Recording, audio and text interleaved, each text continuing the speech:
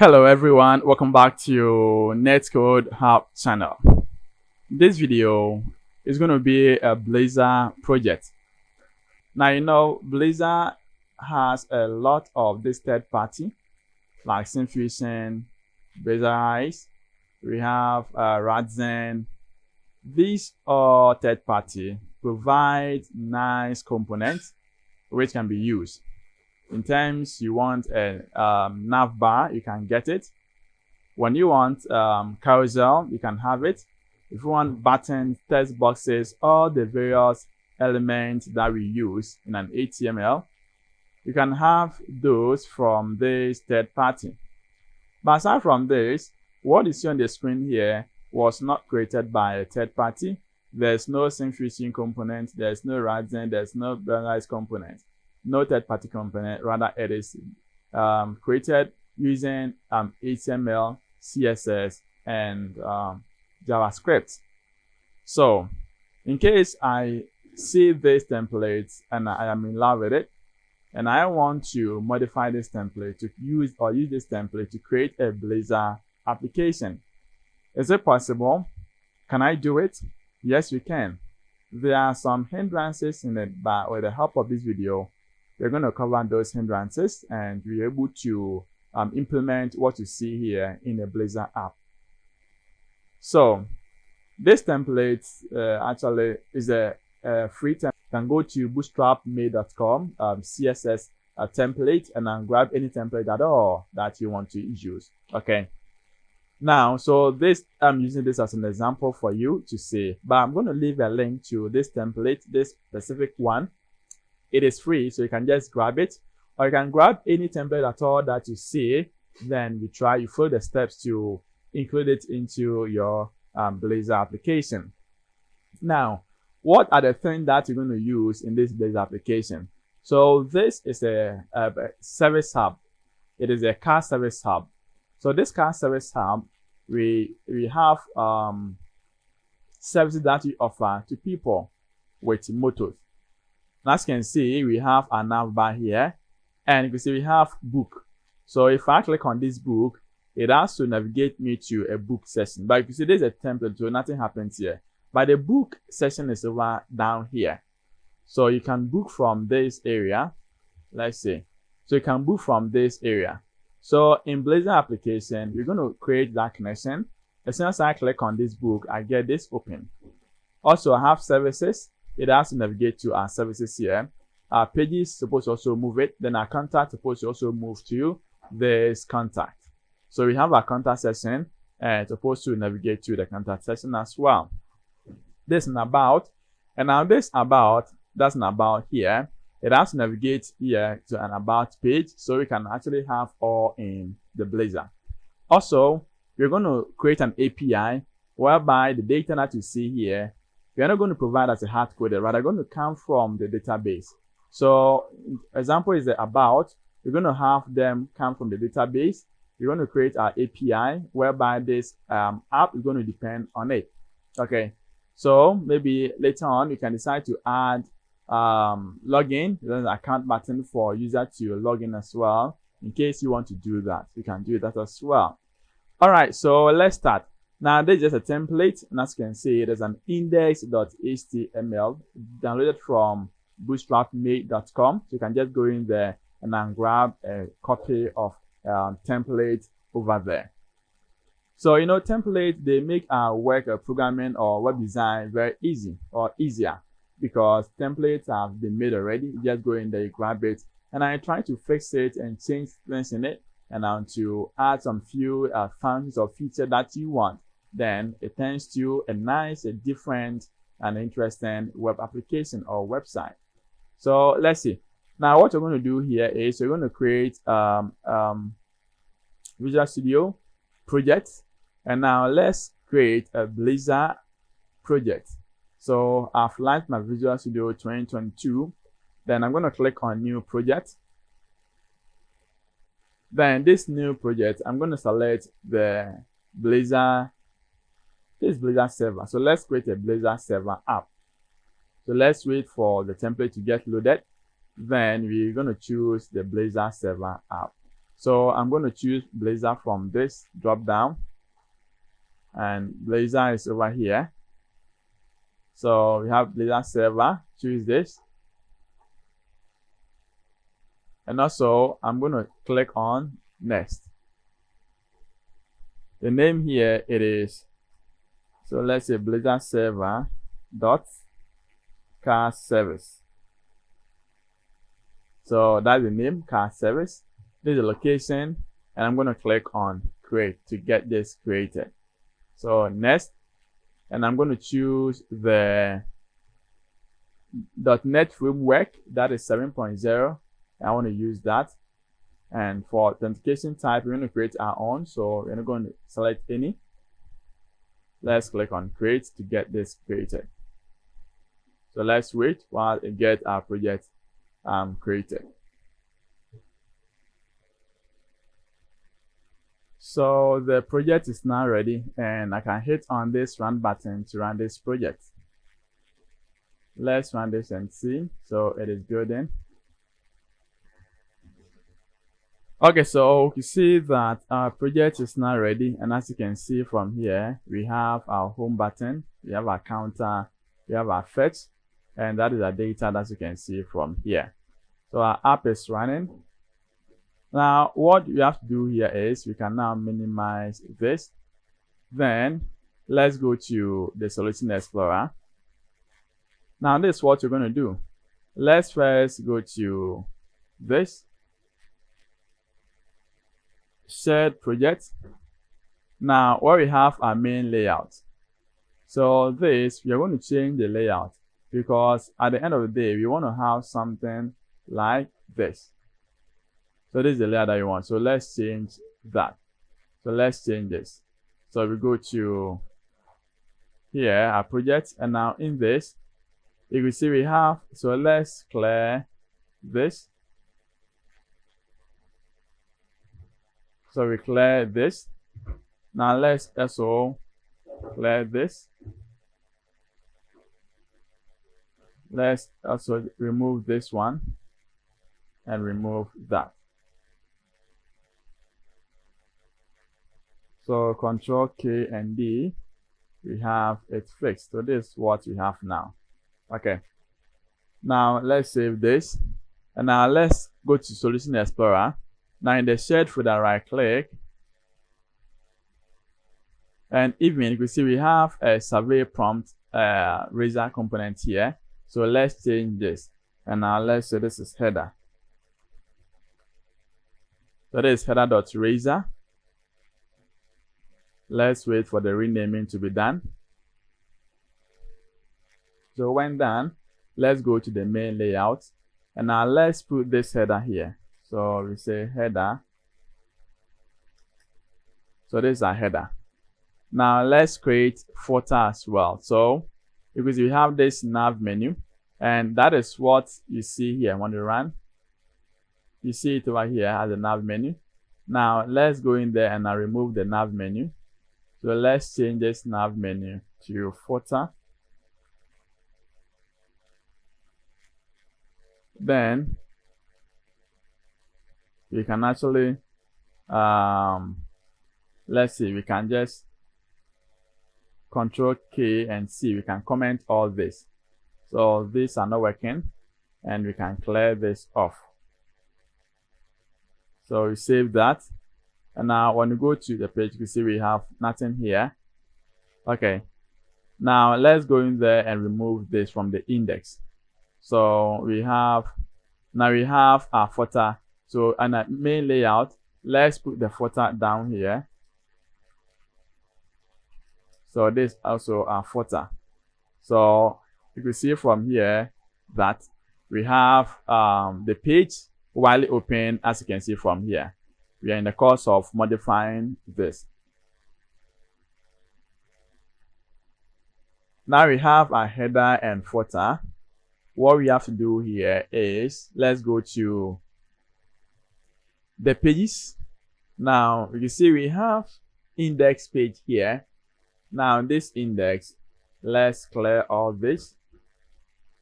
So we have this index. Now when you save it, this is going to go off. You see we have this index. Now, when we check back, let's see again. We have this fetch data. Now, this fetch data, we can use this as a home page. Okay, so let's use this as home page here. So home.razor.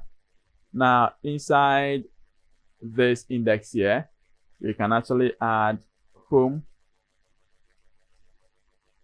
We can add this home here. So we save that.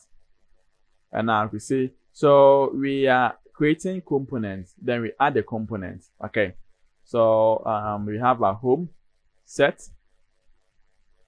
So we have an index, then we have a home, and you can see we have counter. So this counter too. Now this home, let's change here as home. That is the route. So the route is home. Now we check the counter, and maybe we can set the counter to any of the feature here. So let's see, we have a header. This is going to be our home page. Then maybe this about us. So we can use this as an about us. So let's see. So this is about. And we're going to clear all this. So we save this. Now let's change. So keep continuing editing. Solution Explorer. Now this counter, we change to about. Okay. Now let's go there and modify the header first. But before that, you can see I have the source file here. So right click on this, and I'm going to run this, open this in a Sublime text editor. Before that, we have some of the links that we have to add, and our sources or our resources, the asset that we need to add. Because you can see that from this link, it has some libraries here that they're depending on.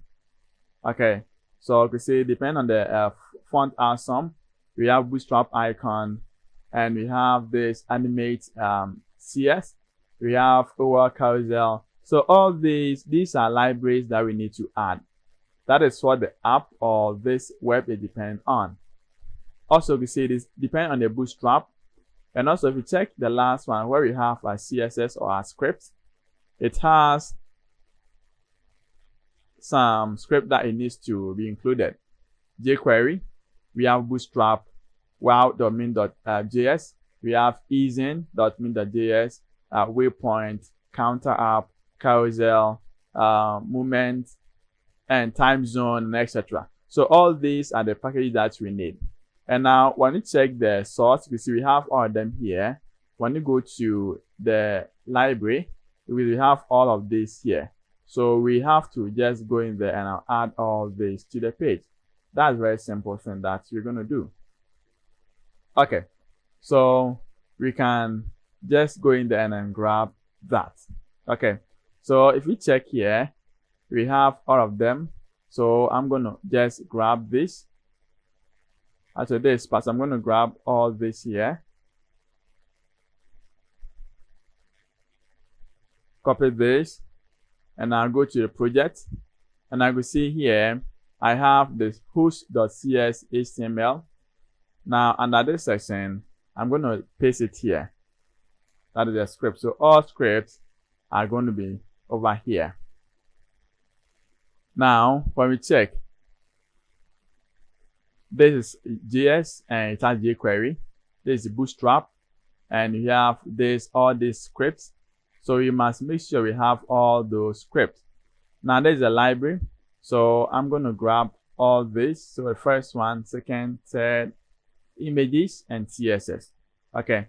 But before that, you will see we have on open CSS, we have this CSS in the style. So we can copy this style. Now when you go to the static folder, we have a CSS also. So let's paste this style here. Good. So let's make a copy and leave out the CSS. So I'm going to copy this, this, and that. So grab this. Now come to application. So here, the www folder, I'm going to paste this here.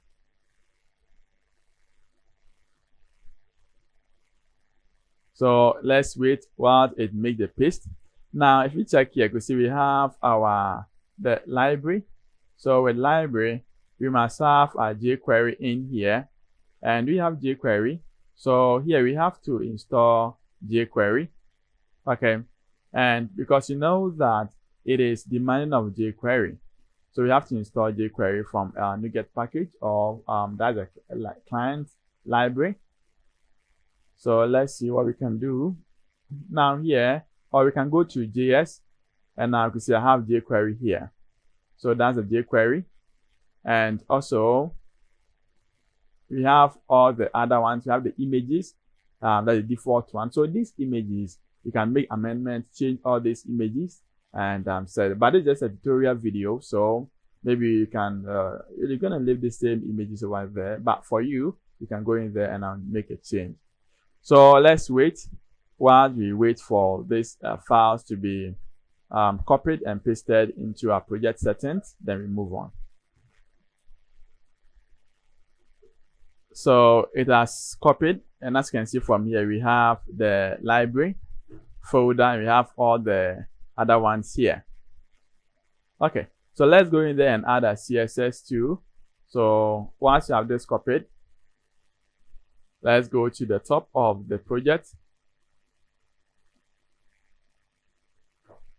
So we are going to grab all this as a CSS. So let's grab this. And the same place where we have our host.cshtml, under this link, we paste it here. So we have our also libraries added. And you can see we have our Bootstrap, this Bootstrap 4.min.css, and we have carousel, animate, and etc. All these, they are there. So we have to just make them and we paste them here. While we paste them, we have to make sure the link, as you can see from here, it is found here. So they are in the lib, that's a library. So you have to make sure you have the library folder. And as you can see from here, we have this library folder. Okay. Now, we have it set now. What's the next thing to do? So we can now skip all this and we come to the body. Now, this is a loading indicator, so we can skip this. Now, this is the top bar. As you can see, that's the top bar start and this is the top bar end. Aside from that, we have, this is the nav bar start and this is the nav bar end. So we can now grab all this from this up to the top bar. So we can copy this. Let's go to our page. Now in our header, so our header component. So we're going to copy all this, we clear them, then we paste this. So that's our header. Okay, so this is just a template one. When we are done, when we come to the editing, whereby we're going to look through or set the data through the database, we're going to scrap all of these. We're going to maintain only few ones, because example is like this. The social media, we're going to look through them once you have the list in database. So we're going to look through them. So we're going to use only one line of code and we're going to duplicate itself to get the whole one. But for now, let's maintain what we have here. So this is our header. Now, once you're done, let's go to the same content and I'll grab the footer. So the footer is around this area. Now let's see. So we have our footer, and so we're going to grab this footer from this area up to the last end. So this is our footer too. We copy this, and then we go to application.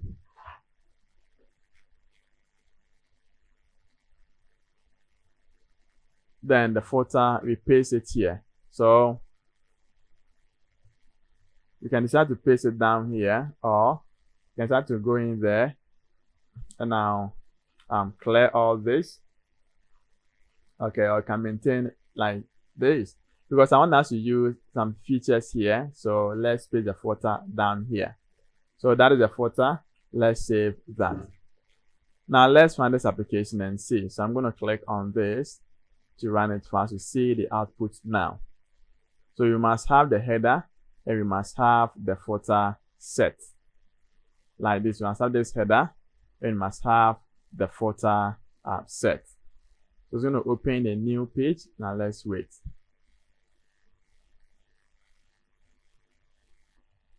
All right, so we see we have the header over here, and we have the footer too over here, right?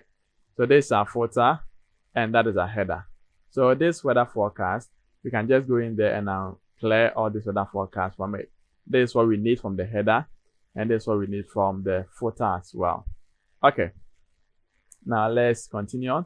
So once you have this, let's see what we can do again. Now, if you check from this area, now you could see, let's clear this, right? So let's go to the index. Now this is the home. So with the home.razor, you can clear all this.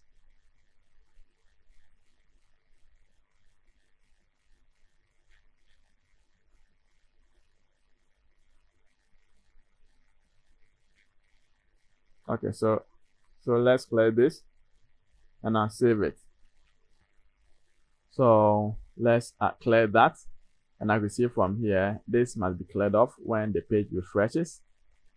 Okay, now let's go in there and I'll grab the theme and I'll try to add them. So we have, when you go to this is the index. So the home page here is going to be home. We're going to say page, then this is home. So let's see. Now continue editing. Let's go back to this page, and now in here we want to use this. So we have the top bar and the nav bar set. So this carousel is what we want to use as the home page. So the carousel start and the carousel end. So let's grab this. And now let's go to the home page. And now let's paste this here.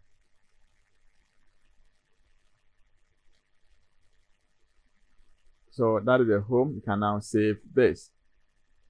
So stop. And I'm going to refresh this. And that is the home. Now let's see the next one. We're going to use all. So let's go in there and now there's a service. So service end. So we have service start and we have the service end. Okay. Now if you check here, you see there's an about us. So an about, we can now grab this about.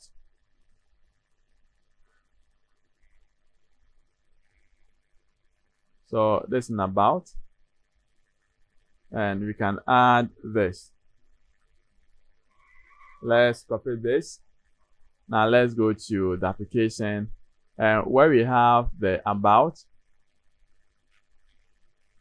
So there's an about. We paste this about here. So let's save this. Now let's see. So let's run this again and see what we have now. All right, so you can see we have our page ready. So this is what you want to get. Now you can see we have an about. So if I click on about, I want to navigate to an about section. If I click on services, I want to navigate to service section. If I click on contact and also book now, I'll navigate to the same page. So let's see. Let's have the first one, and about is set already. Services. Let's go in there and grab the services. So the services around this area, that's the services. So here we have car services, car washing service. So these are the services carousel start. Let's find out and see where we can actually grab that. So this is the carousel start, and now we have the, so this is car servicing. So we're going to grab from this carousel start, And now we come to the service start, then service end. Okay, so let's grab this. Let's go to let's create a component. So right click on pages. Let's add a new component, razor component, and that's going to be services.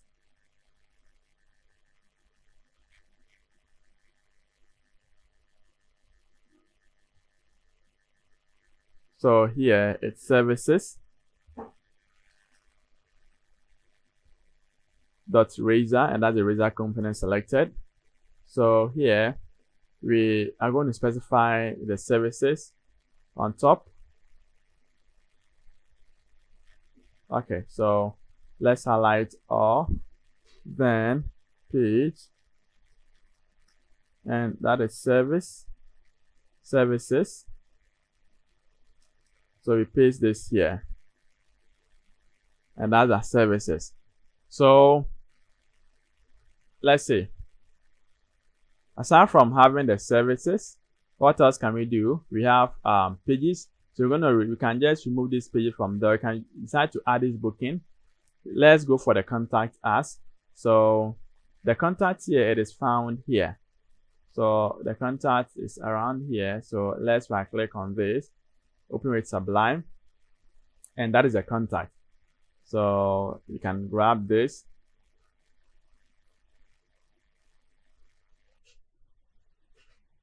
You can grab the contact here. So this is the contact start. So we can grab the contact start here up to the contact end. Okay, so let's grab this. Let's go to the application. Let's create a new component, and that's going to be a contact. So add new razor component, and that is contact.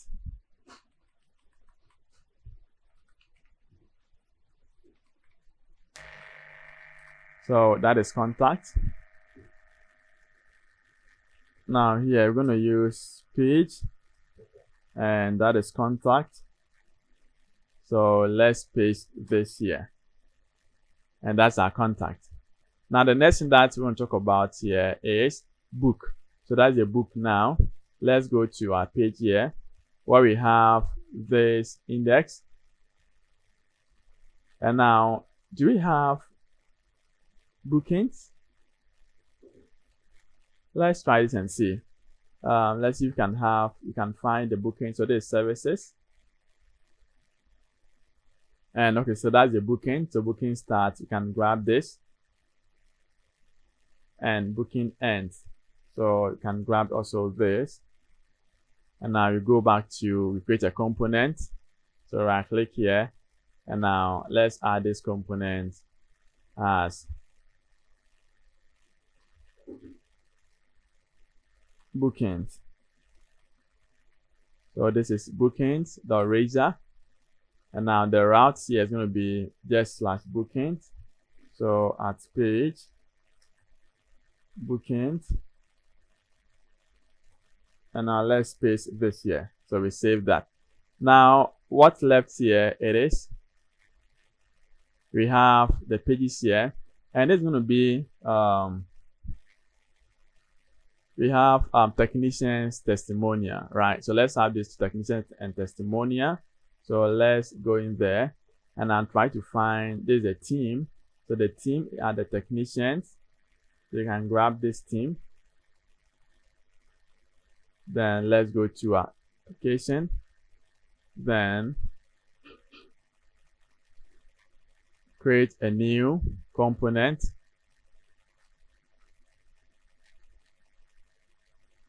And here I'm going to make it as, so this is technicians,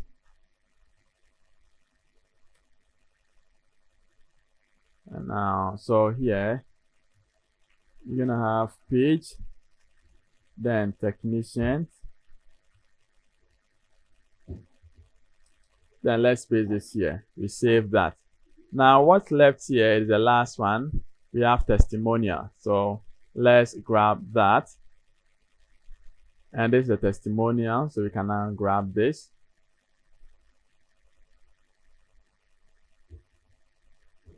So testimonials, let's copy this, and now let's create the next component.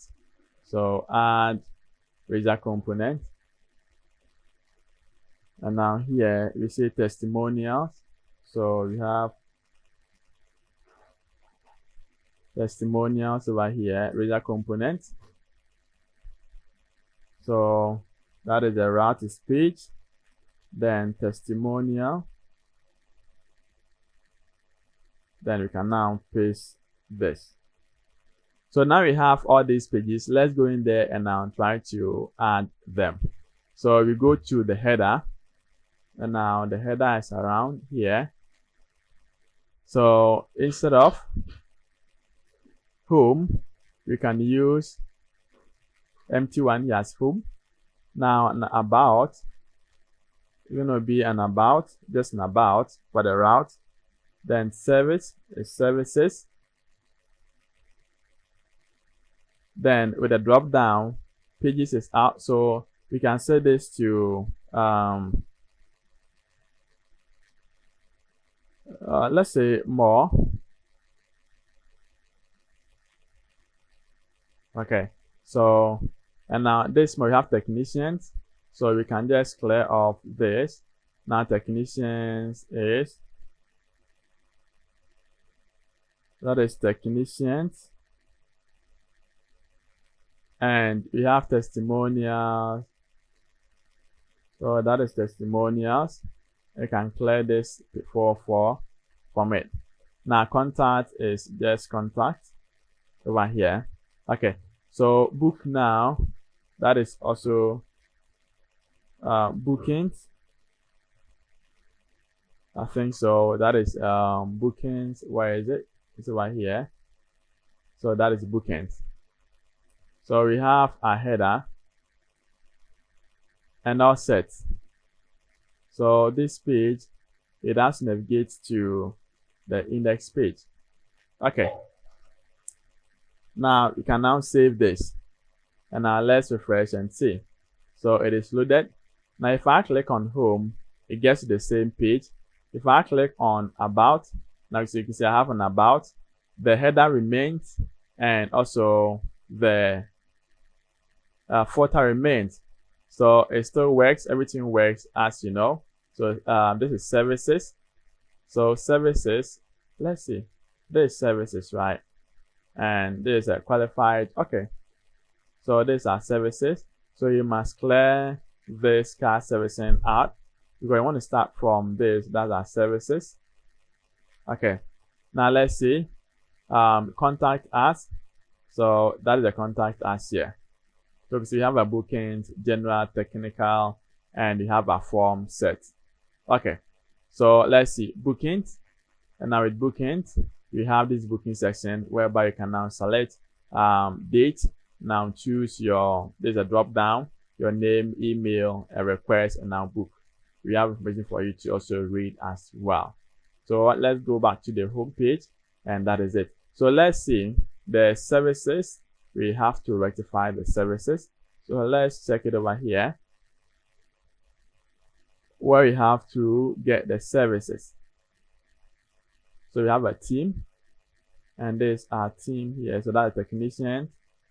These are bookings, and these are service end. So let's see.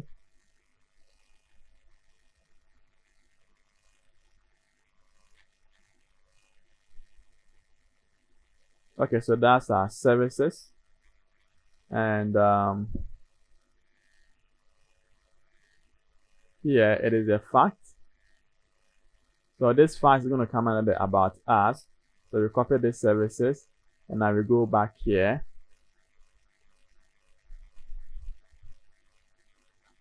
So we're going to start from this area.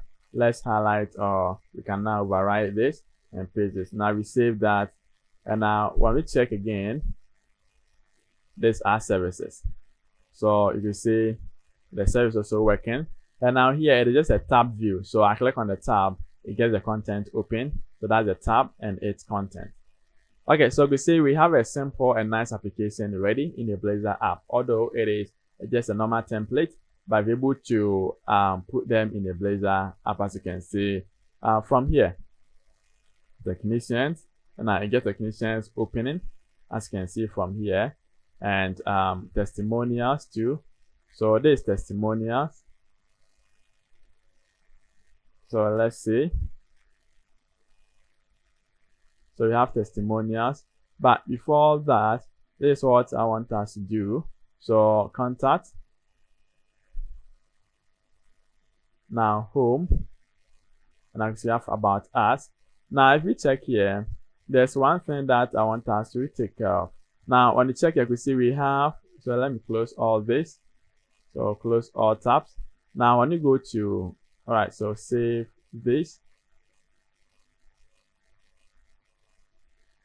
Okay, so when you check this section, we have with the www root static, we have that is a file here. And if you check this JS, you can see we have this main.js. So this main.js contains all the necessary functions that's using the jQuery. So we have jQuery included. So what you have to do here is we have to run this jQuery. Okay, so let's import this. Now let's go to where we have the testimonials.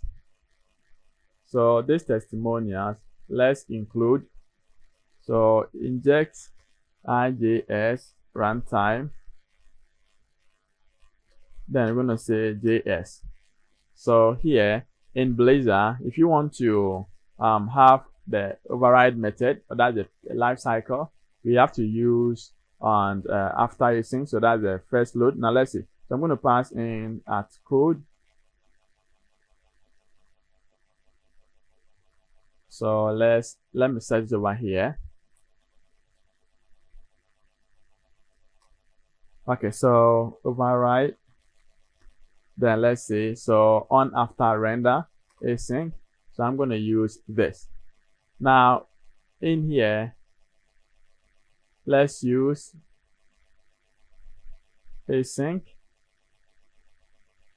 Then I'm going to say if first render. So if first render, I want to await, then js dot invoke async. So, and now in here, I'm going to say IJS object reference. And now here, it's going to be an import. So import then dots. So we have two dots over here. Then JS and main.js. Let's close this, and now let's run this again. So stop.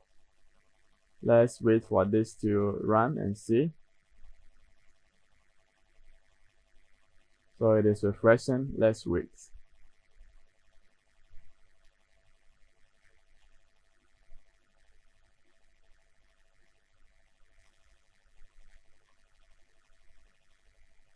All right, so let's check it and see. If it is not there, let's refresh it ourselves.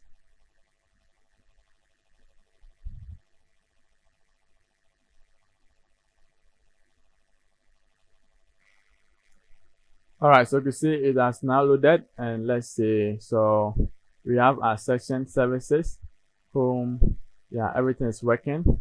Technicians is also working, and now we have testimonials. So refresh this and see. Okay, so we have our bookings, contact us. Okay, so this is actually working perfectly for us as the way that you want it.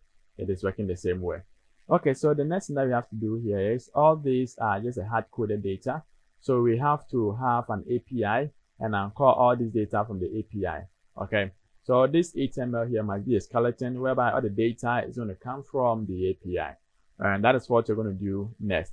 But before that, let's go to the header section. Now with the header here, let's inject this.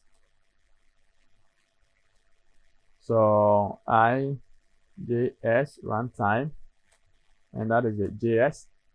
And now in here, this is what I want us to do. So for the testimonial here, I'm not going to use this reference. Let's clear this, and now let's use onClick. So when click, you want to handle click. So this handle click, this must be a method called. So this method, I want it to be async. Then I want to point up to, move on to this. You can use an await key here.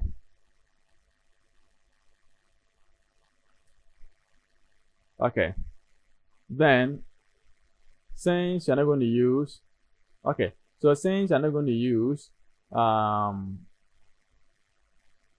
since we have this, okay, so we can use this. Now let's specify, so this code, and I will say string. Let's give it a name as testimonial.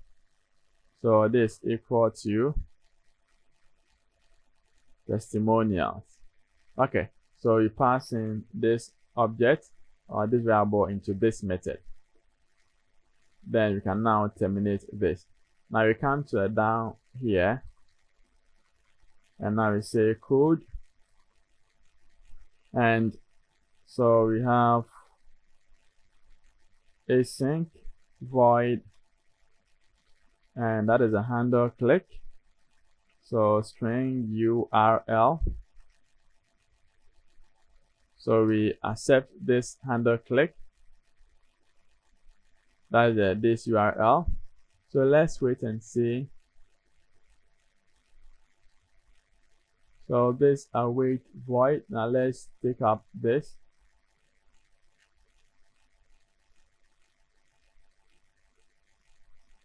So async. Now we have this click. Now this is what you want to do. So instead of this IJS, let's inject navigation manager. Then we say navigation manager. So let's use this. Now navigation manager dot navigate to. So we pass in this, and that's the testimonials. Then the next thing is true. So that is a false reload. We set this to true to get it false reload. Okay, now async void, or we can set this to only like this. So let's save this, and now let's stop this to run this again.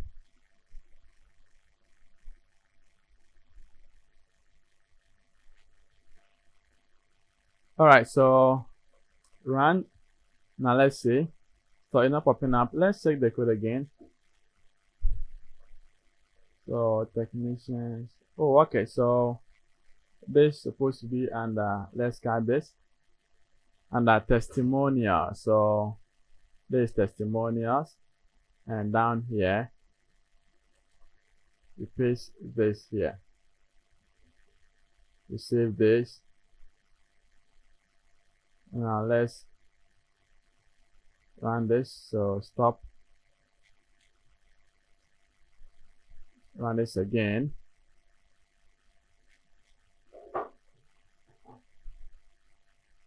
So let's wait. So that is what we are doing. Now let's wait while the app runs for us to see. So we have errors here, and the reason is we have to inject this JS runtime. So let's grab this from this area, and now on top here we paste this, we save that, then we run it out to see what we're going to have now. Yeah, so it is loading from this angle. Now let's wait for it to get loaded.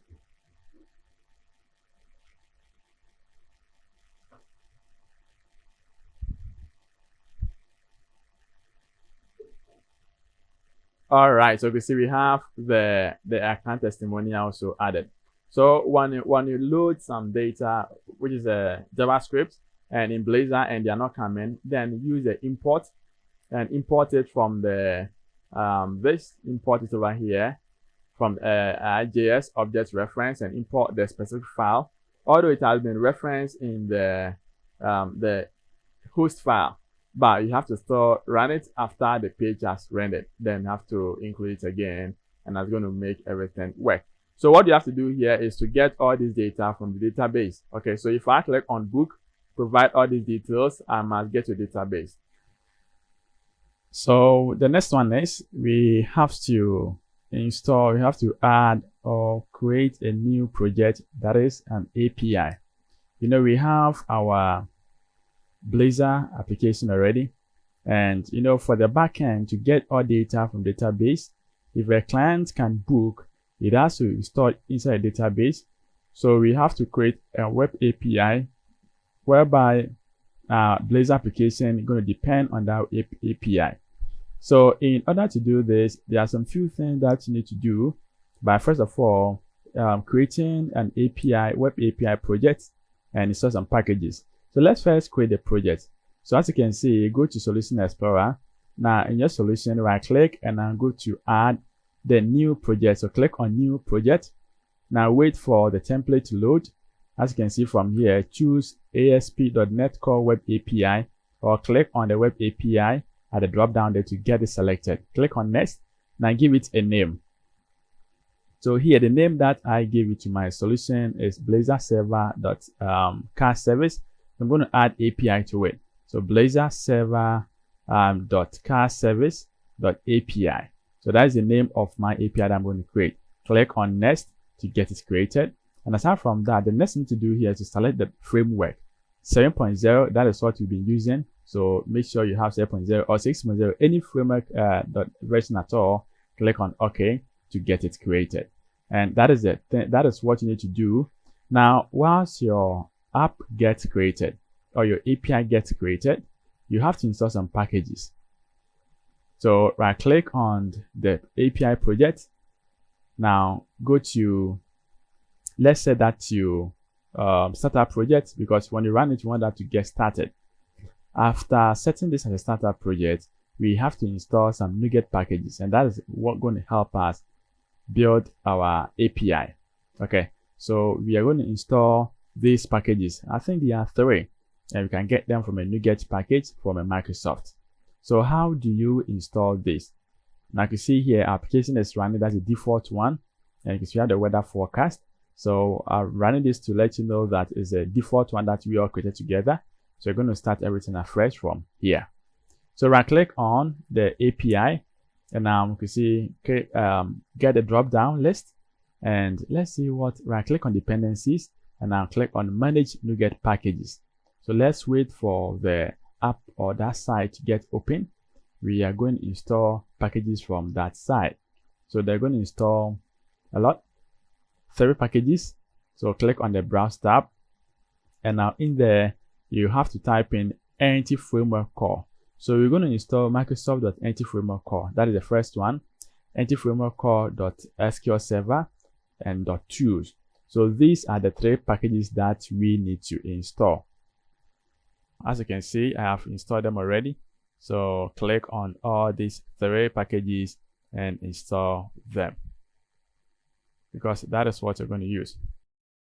You can click on dependencies to check. So let's add a folder to your application, and let's name this folder as data, because this is going to hold whatever thing that we're going to need. Now let's add a model or a class for database connection, and the class that we're going to name is going to be appdb context. So the name of the class must be appdb context. So we wait for this class to get ready, then we can start with our code. Now I know we have installed EF core, that's the Entity Framework core. So you're going to use them here. This class must inherit from db context.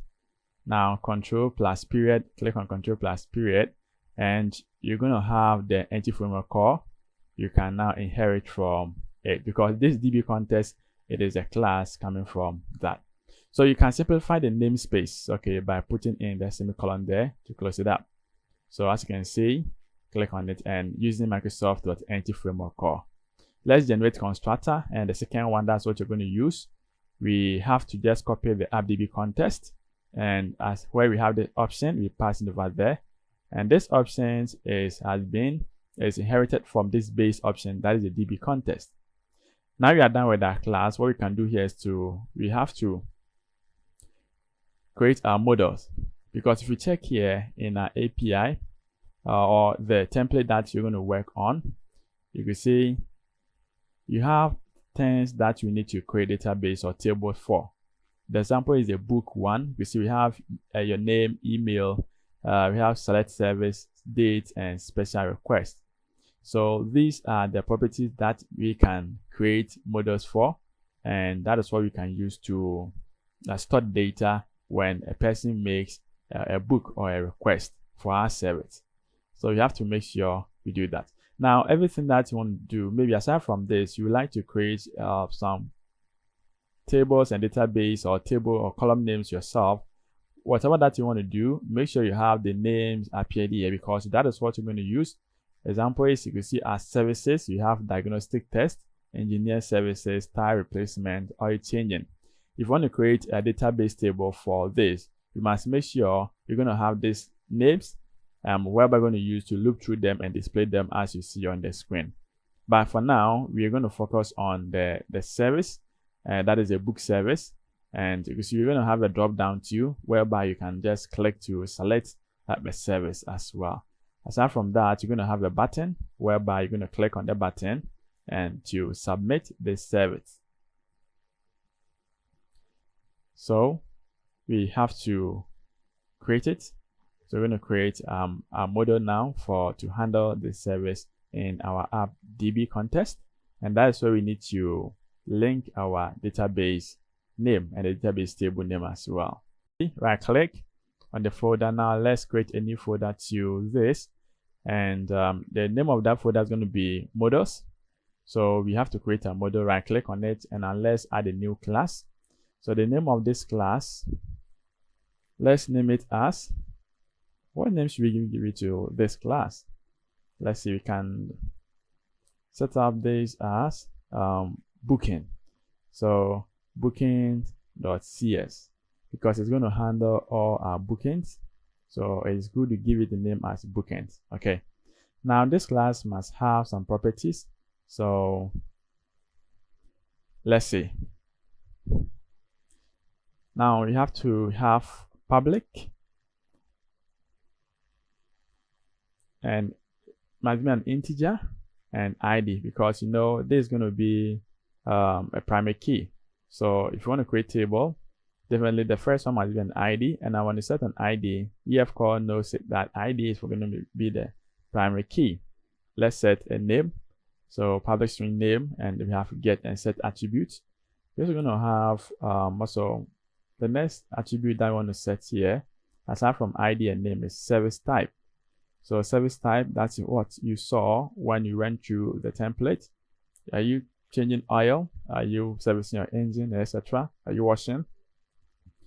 Also, we can have another property here. But first of all, let's make this nullable. Then let's continue. So public string email. So let's have a get and set accessor. The next one, public, we're going to have a date time, and that is a date book. So, well, that's a book date instead. So this book date is for the client. You select the date and time that you want to come, and the whole system is supposed to have a date that you registered or you book. So you're going to have date time again, and this is going to be date booked. This date booked, you're going to have get and set accessor, but we are not going to allow the user to set the date booked. Rather, we're going to set it by the system. So we set a default value as datetime.now, meaning when you register today, you have today's date as today that you booked for the servicing. I believe this is clear. So that is what you want to do. So we see we have an ID, name, service type, email, book date, and now date booked. Also, you want to add something small to this, not only these few properties. Maybe you can add something like phone number, or so let's add maybe a public string. Let's add the special request. That is the last one, as you see, the special request. I'm going to have a get set. Maybe our client wants to send us a specific message. You can pass it over there to the special request, and that's the text area. So you can have a lot of things to pass it in. So what we can do here is we can also add phone number. So public int, let's add phone number, and let's have get and also set accessor.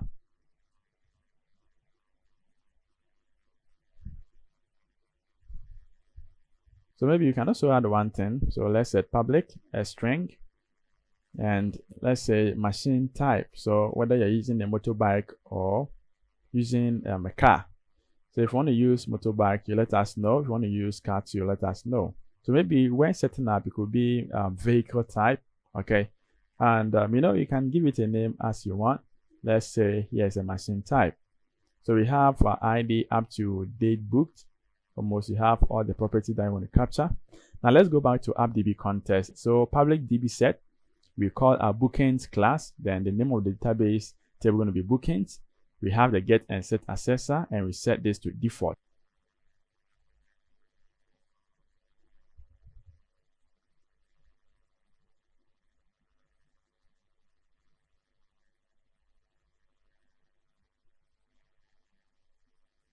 So here, control plus period, you're going to have include the route to clear this error out.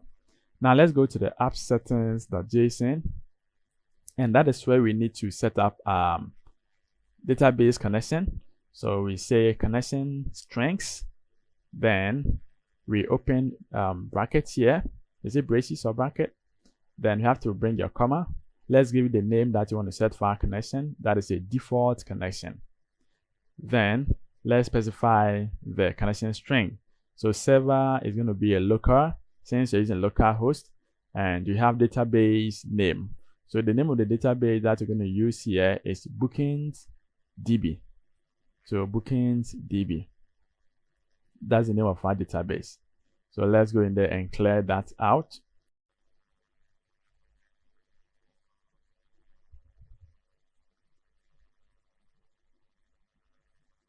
Now, aside from that, we have to add trusted connection. So trusted underscore connection is equal to true. Let's try the connection so we can have access to it. Also, let's have trust server certificates, and we set also this to true. Actually, from .NET Frameworks EF core 7.0 or 6.0 and above, you have to add trust server certificate to make it work. So trust it, because it is good to trust. Yeah. Now, when we are done with this, let's go to the program.cs file to register the settings over there. And here we're going to use what we have, the package that you have installed. So builder.services. So .add db context. Let's pass in our appdb context class, or the model. And now here we need to pass in an option, whereby this option marks to, we want to use the SQL server that we installed as a NuGet package.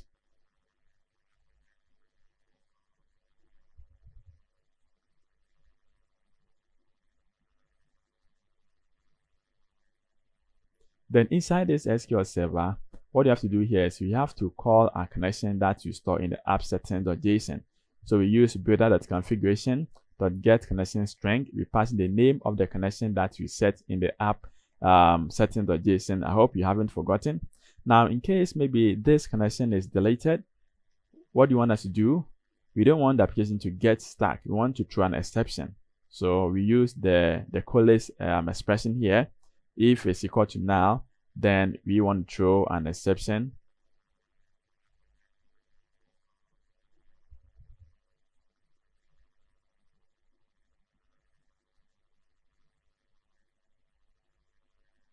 As invalid operation, also invalid operation exception.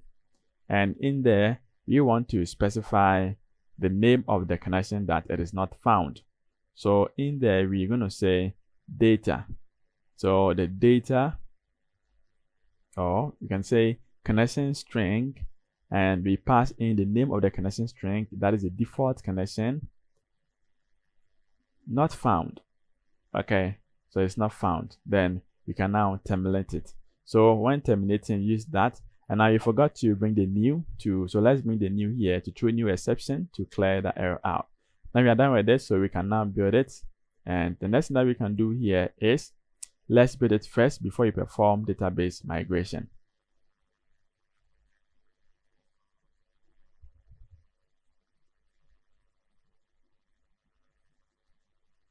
So we wait while the app gets built. And as you can see, build started.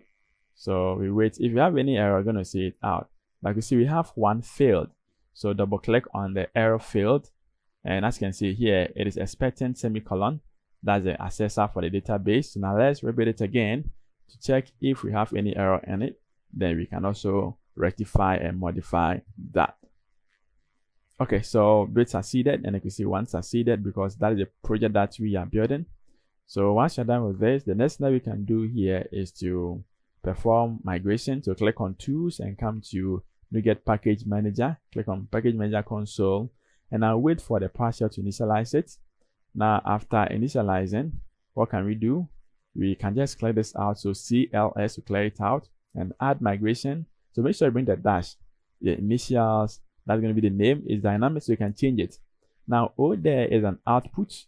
And you have a folder called data. Open it and now create it as a migration file. So create a folder called migration and put all the migrations in it. So click on the enter key. Now you can see that build succeeded.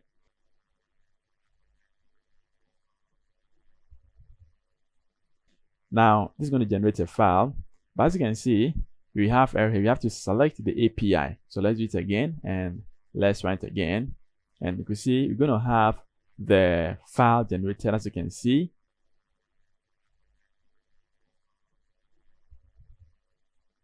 there's a new file generated as initials. Now let's update the database. So update that database, and it's going to build it again. And now run our command using the AF call to create a database. So you don't have to create a database manually or using SQL code to create it. Use the EF call, and you can see it is running the code.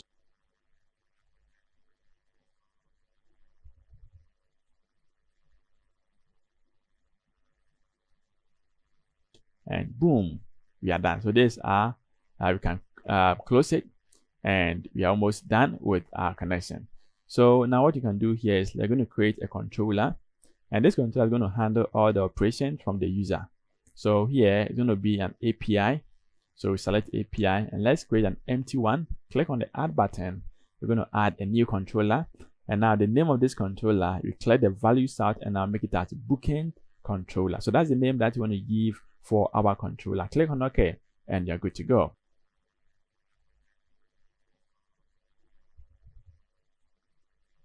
Now, when you are here, what you have to do is you have to create or generate a constructor. So right click, control period, and now generate constructor over here. Let's pass in our appdb context class that we created. We create an object out of it. Then we can now initialize it. So let's inject control period. Now let's wait for the suggestions to get loaded, and now create, assign, or click on create and assign field. Now once you're done, the first method that you want to use here, it is post method. So you pass in the verb as HTTP post, and you say public async task, and we have to pass in an action result. Now with action results, we want to have a response. So let's create a response here. Right click on the project and now click on add new folder.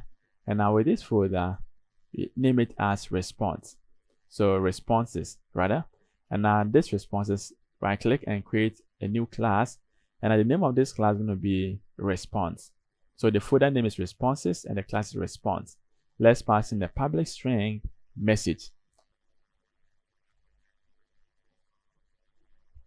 So this message, we have an accessors, get and set. We set this to empty. And the next thing is we can also create public bool, and it's going to be either true or false. So success default one, we can have also the get and accessor, and we set the default value to true.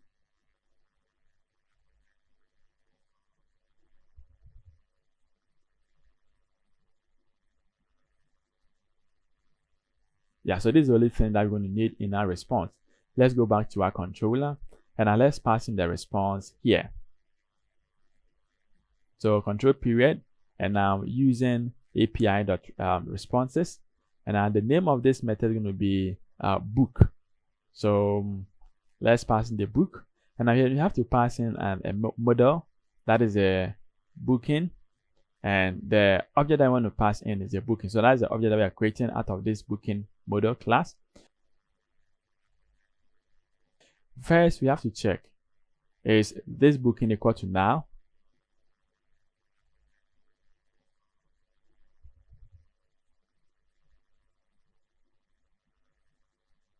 If it's equal to now, then I want to return bad request. Okay, so return bad request when this booking model is empty. And this bad request, we want to pass in the model that we created as a response. So we say new response.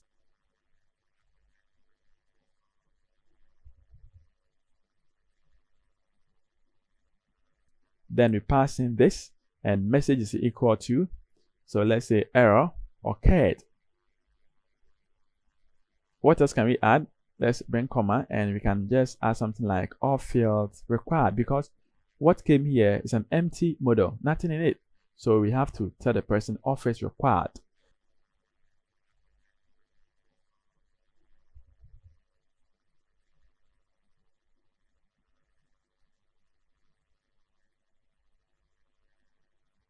In case it comes in with an empty model, then do you have to even add success equal to false? Yeah, because success is equal to true initially, so we can set it to false because here it is not working as what we expect, so it is false.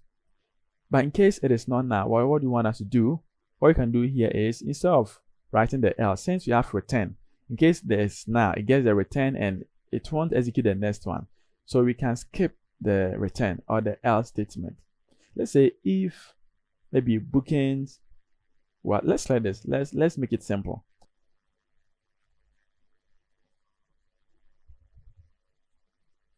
So we're going to add appdb context.bookings table, as you know, .add. Then we're going to add a new model coming in as an object.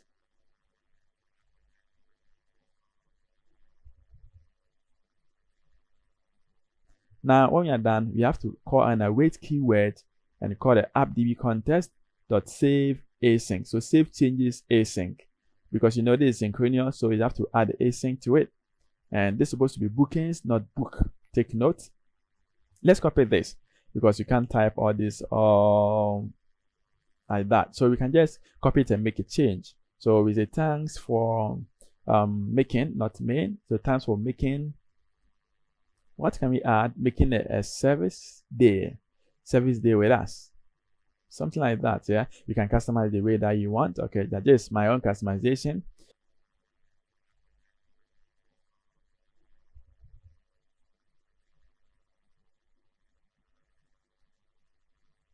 We look forward to see you, or we look to see you soon. Yeah, it's a pleasant message to customers or to clients, isn't it? Now here, success is supposed to be true because here it has been added. But defaultly we set it to true, so we can skip that, and you're going to set as default as true. The next thing that we have to do here, we have to create a method. That the method is a get.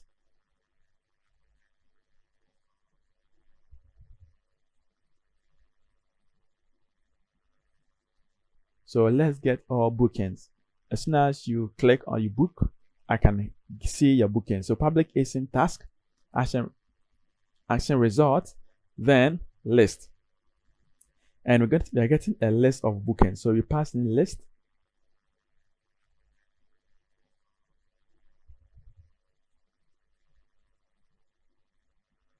Then bookings. And here you have to get all bookings. So we're going to get everything booking. Now here, what we're going to do here, we're going to pass in parentheses. We want to use this lambda expression. So passing this equal to greater than, then you're going to return okay.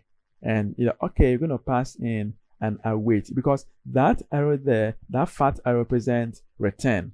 So okay, await appdb context dot bookings dot toList async.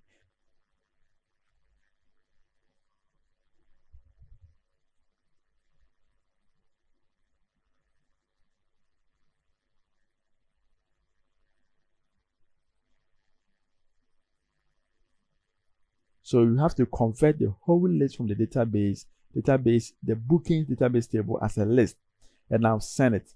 Write one line of code to gather the whole list of data or bookings data from the database. Very interesting.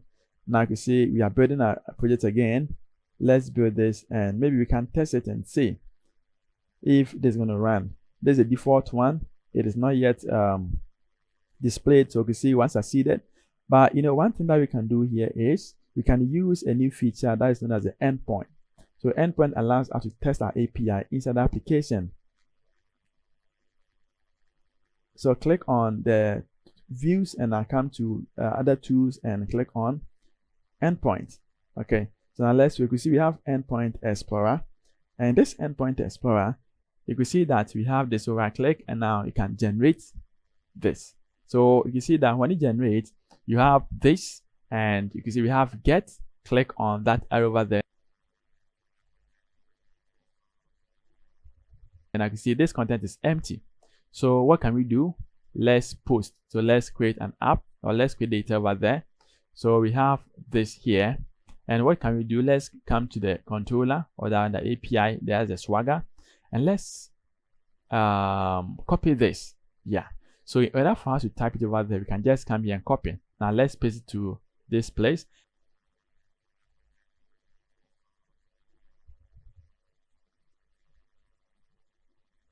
And now with the ID, you can decide to leave it there. You can decide to also put it there. It doesn't matter. Let's fill it dummy test or dummy data here and try to post and see if this is going to work for us. If it works, it means our API for the booking is working perfectly for us.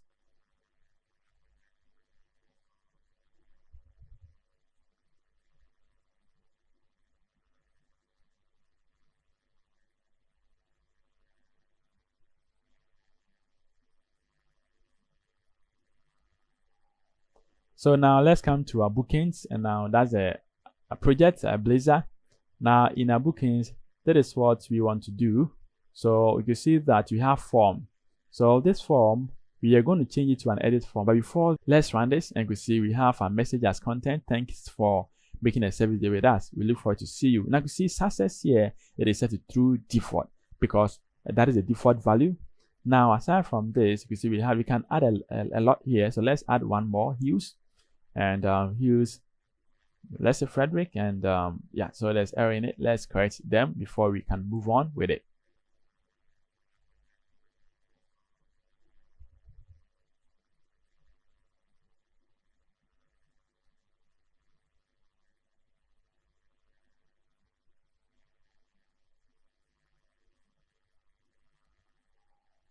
So now let's come to our bookings, and now that's a project, a Blazor. Now in our bookings, that is what we want to do. So you can see that we have form. So this form, we are going to change it to an edit form. But before, now when we run it, you can see we are going to have the two data that we have passed on to the controller, to our database. So boom, our controller is activated and it is running now. Let's right click on the solution. Now let's add a new project. Now this project is going to be a class library because you want to have some libraries whereby you're going to be shared between the Blazor and the API. So we choose a class library, and now we go in, we choose a class library, we give it a name. Now what name should we give it to this? And the name of the application is the Blazor server.car services or .car service, then let's make it .logic or .library. Library is okay. So or let's make .shared. Yes, because it's going to be shared between both the API and the other one. We choose the .NET 7.0 as a framework because that's what we use for the API or for the project already. So here, what can we do? Let's set up a namespace nicely, and now we can delete the first or the default class created. So let's delete it.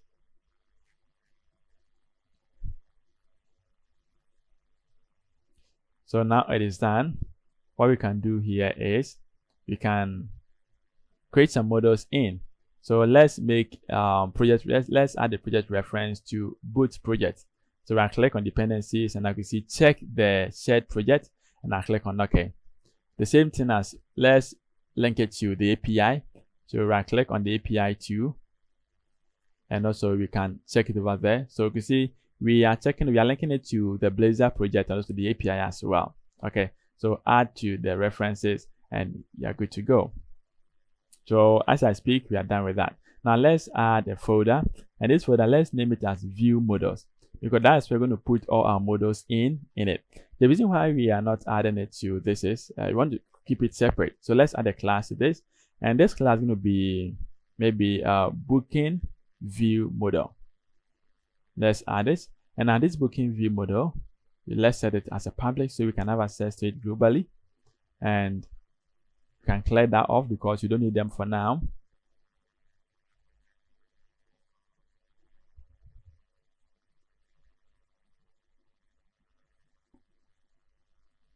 So let's go to the booking class, and let's try to grab all the content here and paste it inside there, because you don't have much time to be typing. So you can just grab it while you have typed it already. So now you paste it over here, and these are the things that we need in our application from the user. And the name is booking view model. But we can change this to make it as an add. So when adding, you have to use this model. So let's change the name. And here, what we're going to do here, we're going to wait for it to get renamed.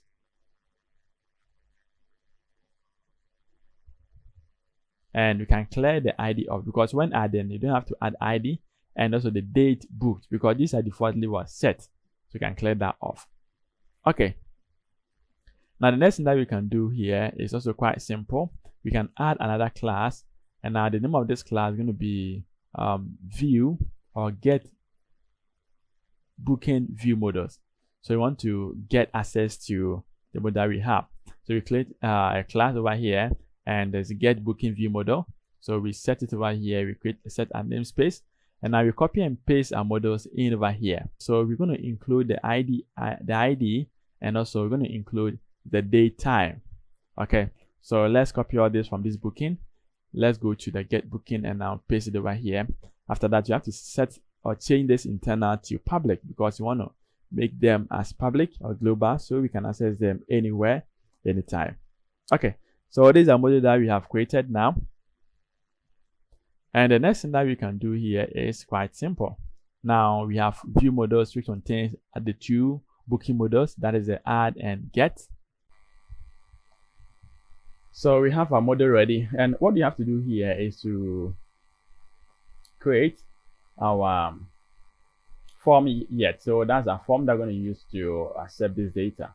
But before that, let's see, since we have a class library added, we can remove the response from this folder and now bring it to this. So let's drag this and then drop it to the shared project, because you want to use the response in the client section and also the API.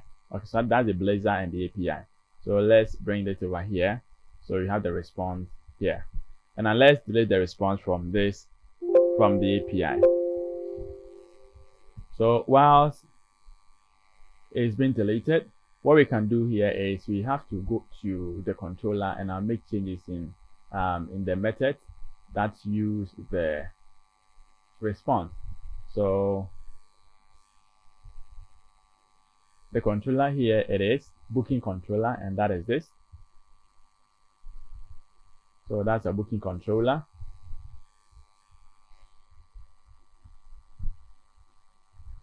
So let's see where it is. So Solution Explorer. Then we open our API, and in our API we have booking controller.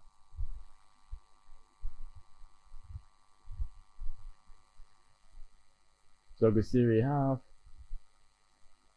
this response here. So let's see. The response must be in not the API, the response rather. It should have been supposed to be shared because there's no response here. So let's change this. So let's see control period. Let's see the suggestion that you're gonna have with this. Then let's check the response. So it is not API, it is dot shared, then responses. So we have the shared project, we have responses. Let's see.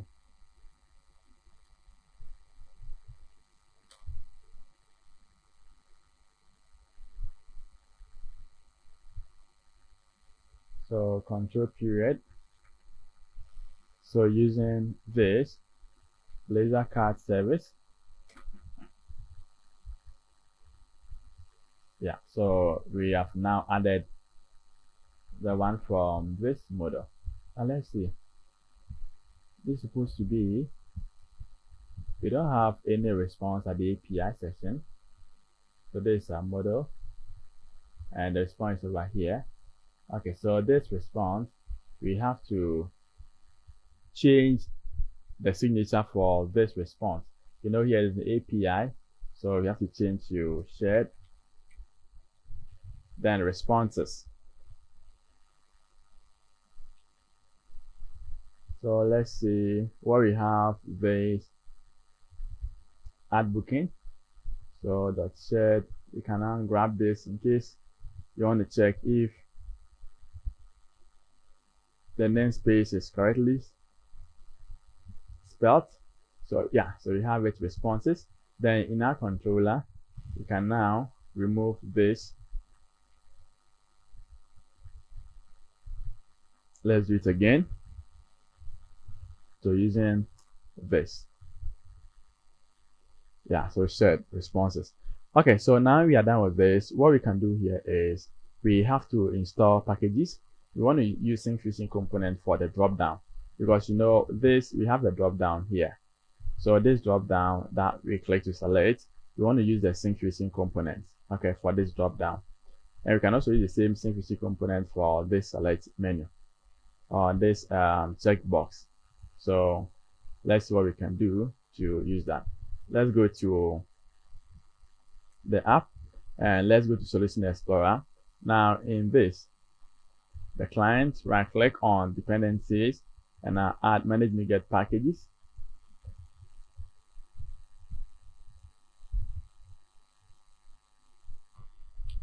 So let's go to browse tab, and now in here let's search for SyncFusion.Blazor. Then you're going to use drop down. So let's see.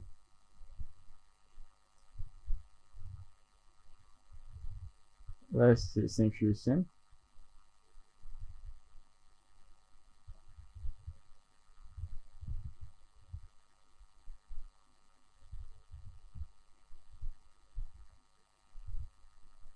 Okay, so let's use again.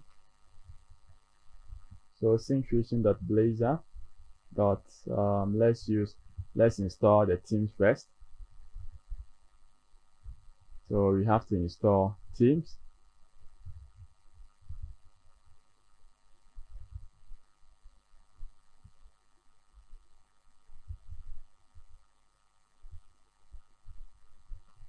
Now it is done. Let's install the drop down.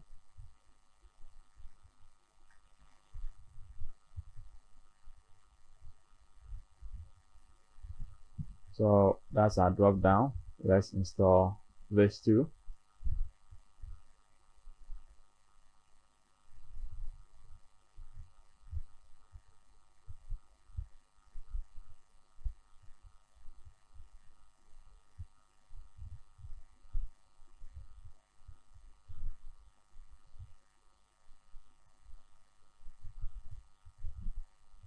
Now we have to install.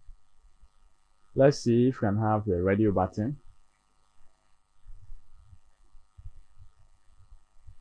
So that is under buttons.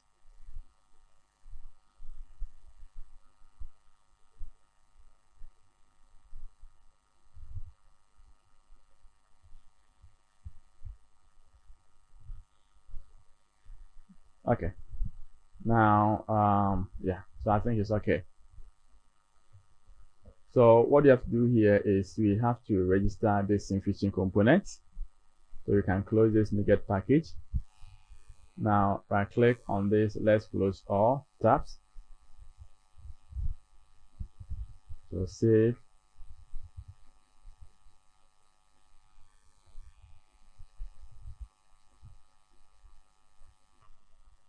All right, so before we move on with this drop down, let's first create the services that we provide.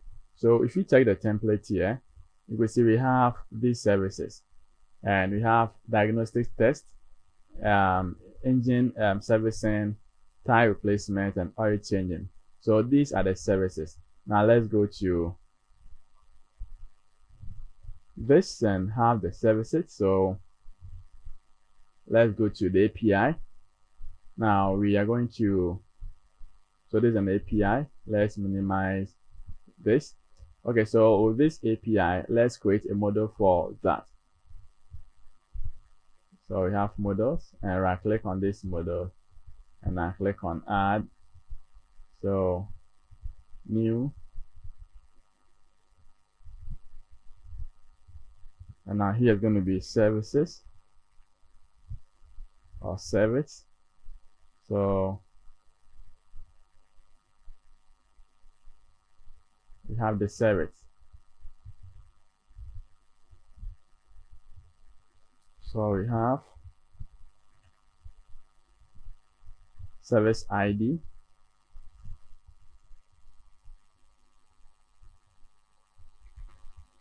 So we have ID.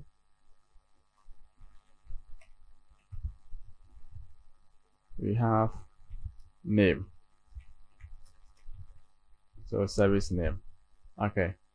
And maybe we can talk about date created. So let's see. Date time.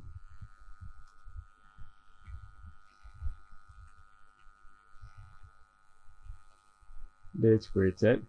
And we can set this equal to datetime dot now. Let's apply this to the AppDB context. So let's grab this. You can paste it here. And now this is service. Then we have services. We save that. Let's build the API that perform migration. So let's see that the API. Let's build this.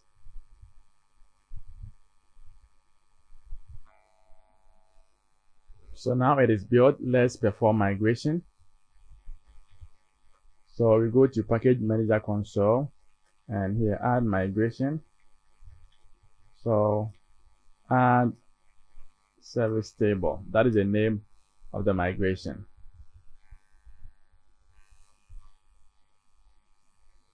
And I know that the API is automatically selected. So that is what we are using. So we have an error here. This is the startup project, so let's change that to the API and set this as a startup. Now let's do it again.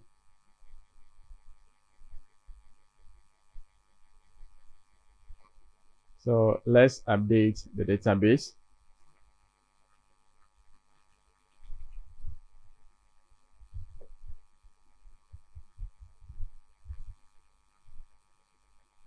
All right, so it is done now.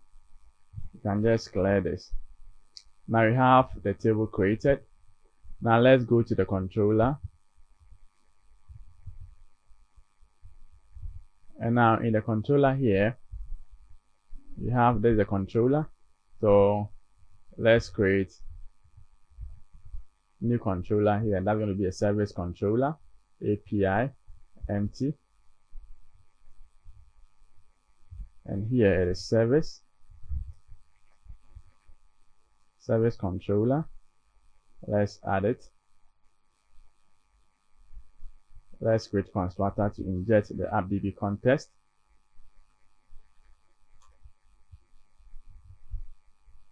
And now AppDB context.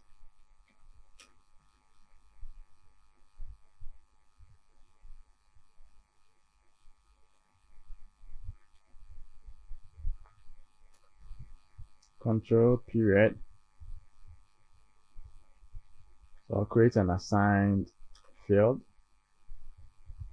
Now this is post.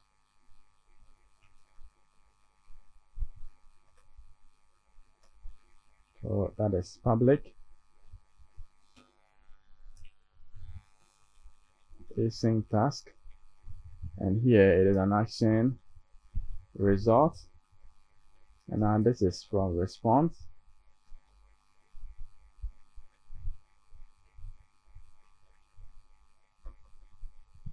Yeah, 2. And now here we're saying create or add service. So this service is going to be this service. Then we say service. Let's add the models. So include this response. Then this service to include the models. So if service is not equal to null,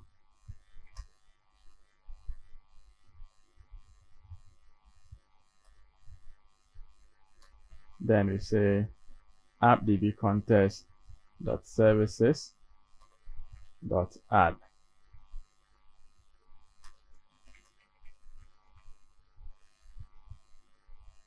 So add the service. Then we say await. So appdb context dot save changes async. Then let's go to the controller where you have the booking controller, and now let's return this.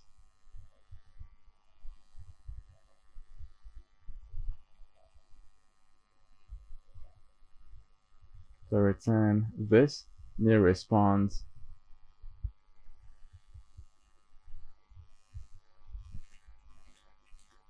service created successfully.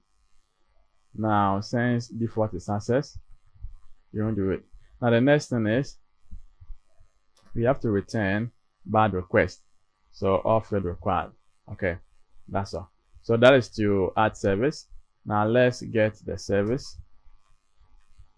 HTTP get, that is public, and it's an async task. We have action result, and you want to have a list of service, and that is get all services. Then we use lambda expression is equal to await appdb context dot services dot toList async.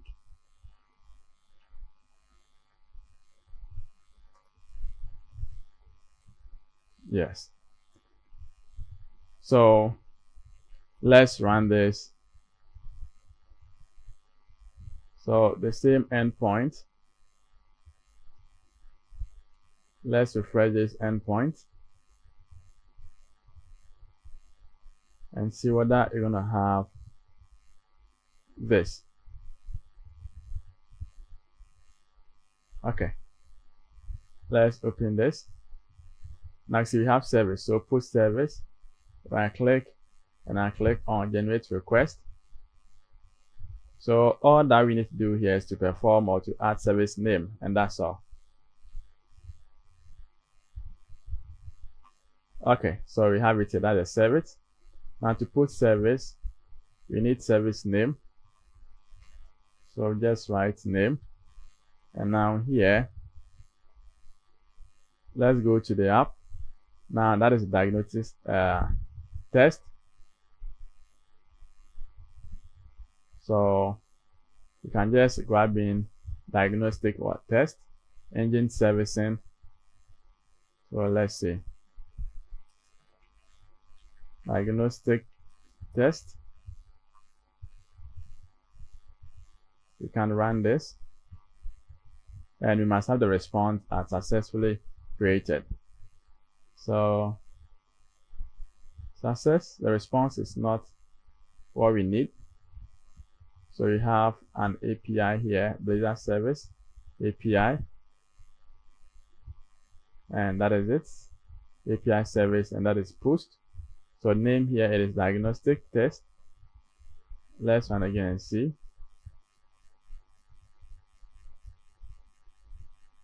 We still have the same issue. Now if you check the service controller, there's a post and I add service. So this add service, we're going for this service. So if service is not equal to now, then add and I save changes and return new response to this. Now let's see. So when you go to the service, we have name and ID. ID is a primary key, and you have name here. So I believe that is this. So let's send it again. Send request.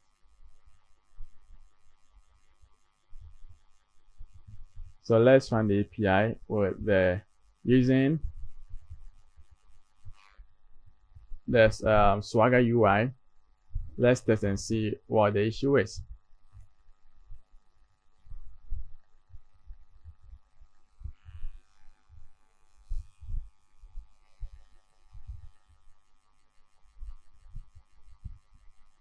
Okay, so we have the same. Let's see. So this is a service, and that is post. So try this out, and we need, this is diagnostic test. You can remove the ID. You can also keep it there.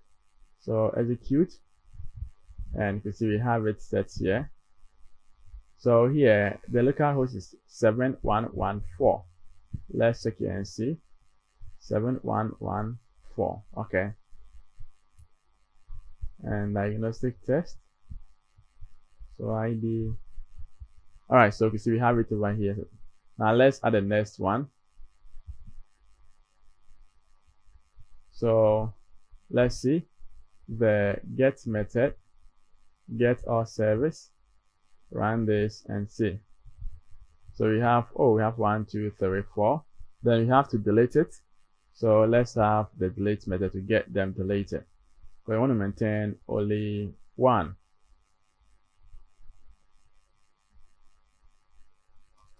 So let's go for HTTP delete.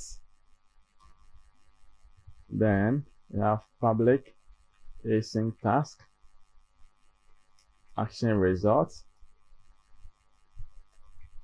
Then you have response, delete service ID. So you have var service is equal to, so you must have an await appdb context dot services dot first or default async, whereby x maps to x dot id is equal to this id. So if service is not equal to now, then app dot services dot remove service, await appdb context dot save changes async.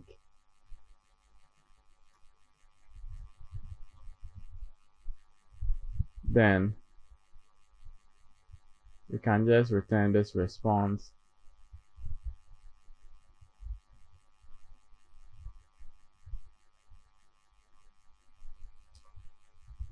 so service deleted successfully. Okay, else this is what you can do.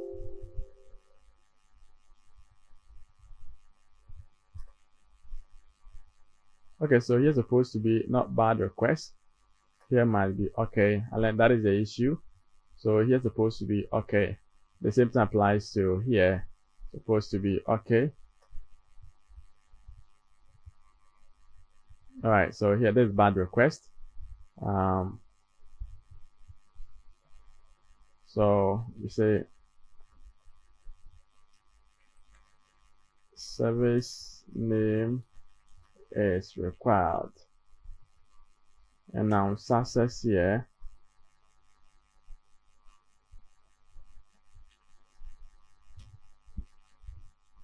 success is equal to false.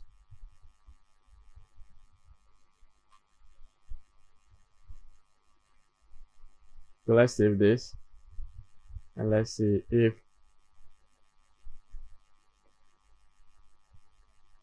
let's now refresh this. So yeah, it has refreshed. So delete. So let's go in there to endpoint.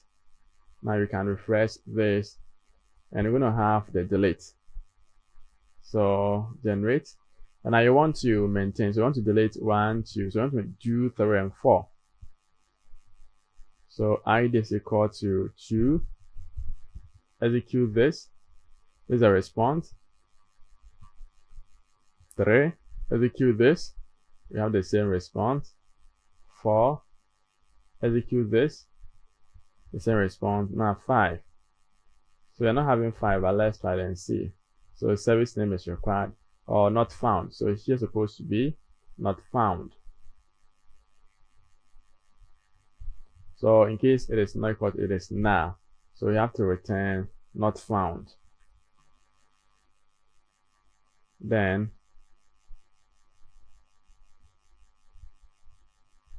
this is service not found. Yeah. Okay. So we have our service. Now let's save this and now let's go in there and add the next one. So we have this added. So let's see the next, and that is, if we check here, diagnostic center, we have type engine servicing. So I want us to engine servicing. So let's go in there and add that engine servicing.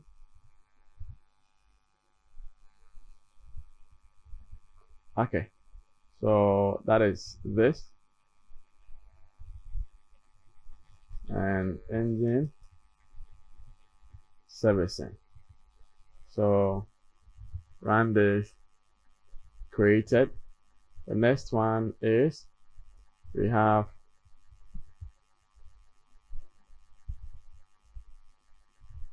tires replacement. So let's see.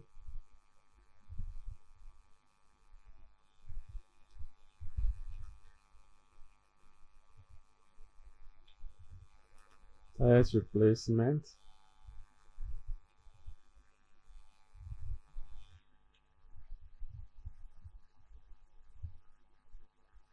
Okay, and the next one is you have oil changing. So these are the 4 services. Oil changing. So let's execute this. And we have oil changing. Let's execute this. So when you click on get, you have all the 4 services here. Okay, now you are done with this. We have the method here. What we can do is we have the method to grab all this content from the API.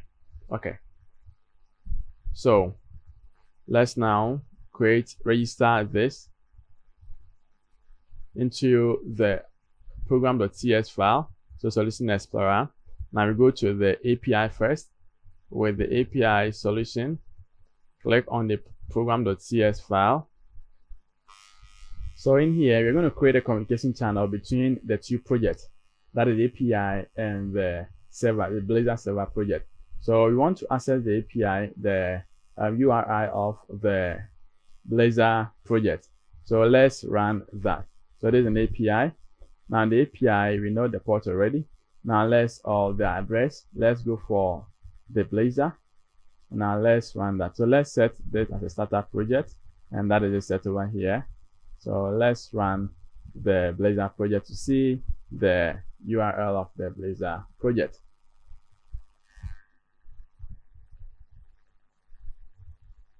So that is 7240, as you can see from the 7240. So let's grab this. Now let's come to the API, that's the program.cs file inside the API, the Blazor server.carservice.api. Now in here, under where we have the app environment and we have this is development, we're going to add this. So let's configure the pipeline. And so we have app.use course. Now this course, let's pass in policy.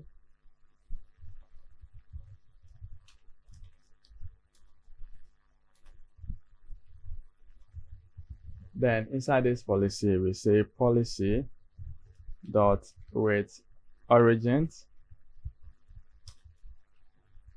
We now specify the HTTP, but you decide to take off the / at the end, and now the same HTTP. So here one must be HTTP and one must be HTTPS. So then dot, so allow any method, then dot with header. So we know header names dot content type. So this header name control period, and you have to use HTTP headers. So this is what you have to do here to get it registered inside the API. Now the next thing that we have to do here is we have to register the same thing inside the Blazor application. So we have to now navigate to the Blazor application. So that is Solution Explorer here. Now Blazor service over here, and we come to also its program.cs file. So that's the program.cs file.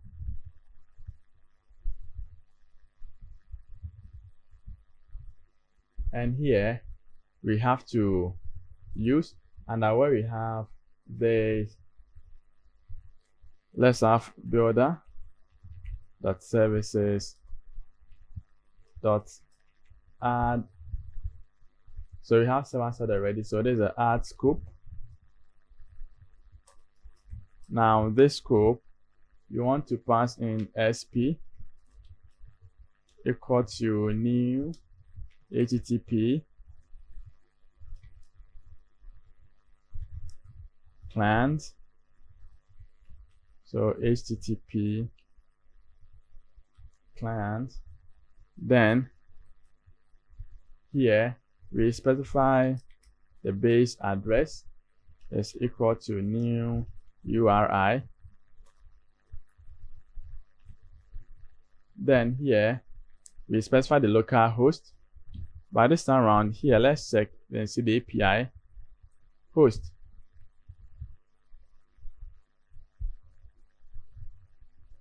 That is 7114. So 7114. So you have to make sure you bring the forward slash at the end.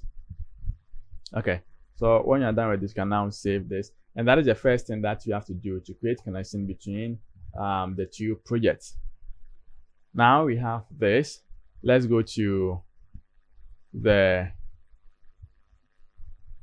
component here and try to get the services. So inside this component, let's create a service to render that. So let's add a folder. And now this folder, we're going to create at services. So maybe API services. Okay, so API services.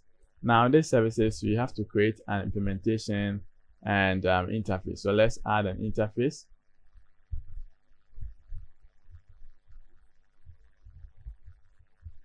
And this could be iService repo, so repository. So iService repository, we're going to add as an interface. Then we have to also add its implementation. So that's going to be a class. So let's create that, and I'll add a class. And here, that is service repository. And that is a class. To take note, it is a class. So we have to inherit this iService. So let's grab this iService. Now control period, we have to implement the interface. So let's implement this. And here we have to inject in HTTP client, control period. So let's create an assigned field. And now let's go to this. So here we're going to have task, and we have service, this response, and this response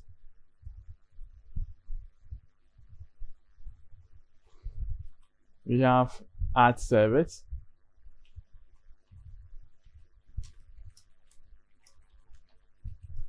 and now this add service, the service name that you want to use here is you have to create a model for that. So let's go to this view model. Now you see we have add booking and get booking. So let's add one. So new class. Now this is add service view model. So let's go to the service class. Now we need only this to add, only name. So let's grab that and now paste it here.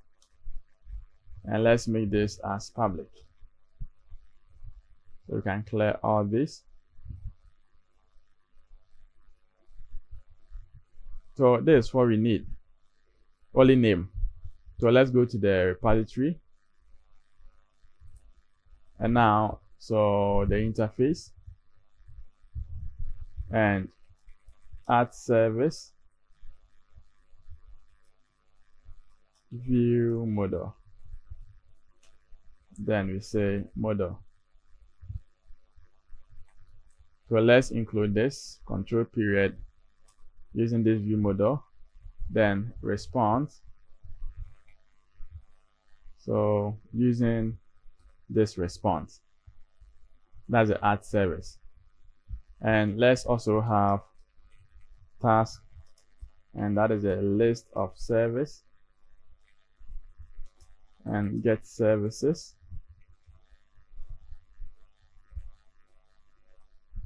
So with these two interfaces, let's go to the implementation and add them. So control period, implement our interfaces. We have the two interfaces here. So you have to call an await. So let's create var results is equal to await http client dot post as JSON async. Then that is a route, so API / service. Then you pass in model. So var response is equal to result dot content dot, so you have to have an await key here dot read from JSON async. So read from JSON async, and then this is going to be response. Okay, then return response. That is to add. Let's have the get. So var result is equal to await http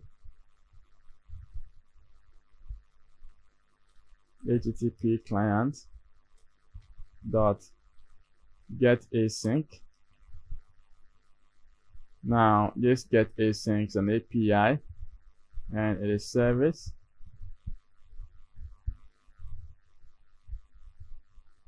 So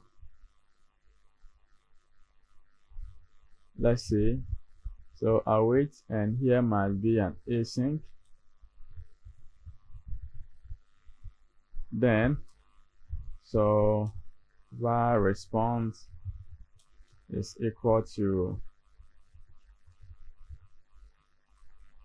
await result dot content dot read from JSON async, and that's going to be a list of service.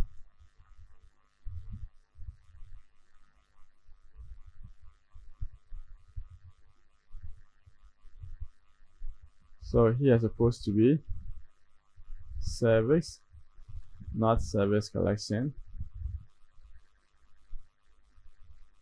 Let's see. So it is saying that cannot await this.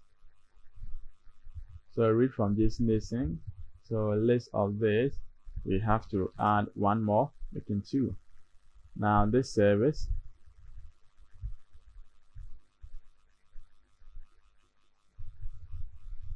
so this service here is going to be get service. So let's have a get service model.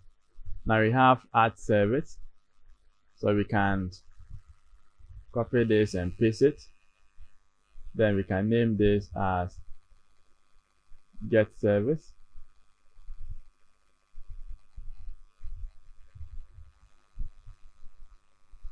So get service view model.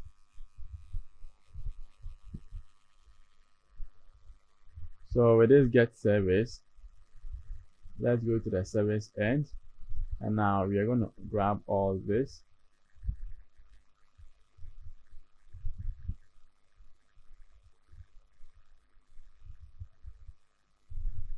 So get service, we paste this here, and now this is going to be public. Let's get service. Can clear all these. Yeah. So now let's copy this. Let's go to the service repository. So this is get service, and we are returning this get service. So let's go to the I service. So that's get service. Yeah, so we have our services done, and now we have to return response. So we have our two modules done. So this response, we return this. So that's our service response. So this is going to get us the whole service. Now let's go to the other one, and that is our bookings. So you see we have add bookings and get bookings. So let's also create. So there's an API services. So I service. Let's also create. I think we should create a folder here.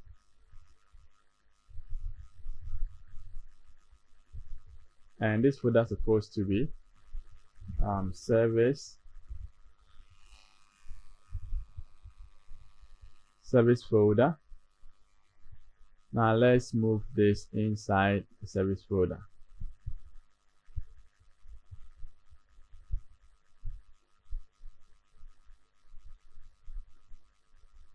So yes, let's also move this.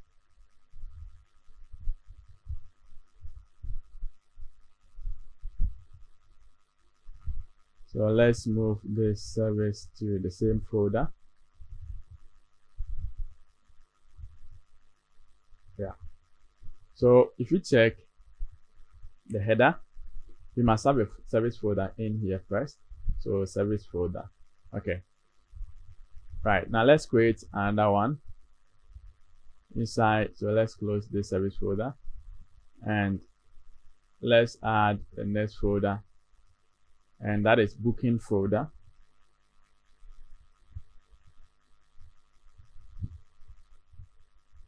So iBooking, and you create the interface and the repository and implementation class.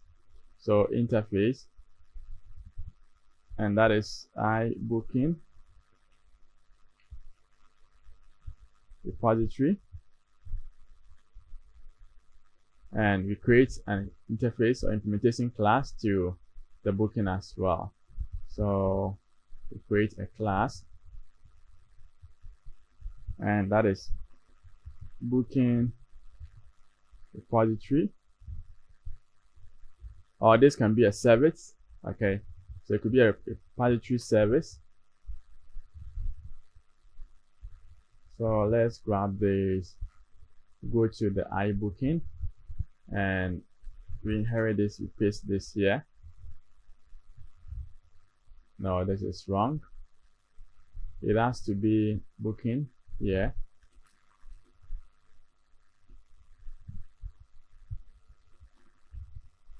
And it must be iBooking. So control period. Let's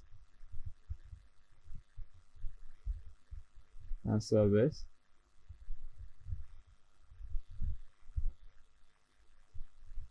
So let's create generate constructor here, and now let's inject HTTP client, control period,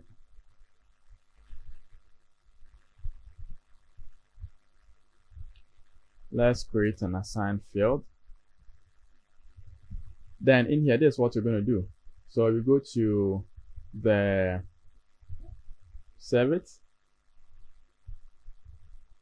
Let's go to service repository. or the I service, and now it's still going to be get and add. So let's see. Then we go to the I bookings. You can paste this here, and that's the namespace.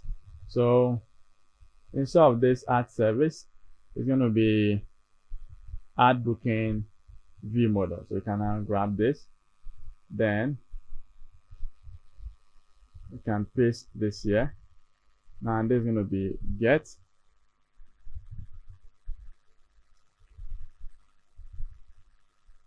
So response, let's include response.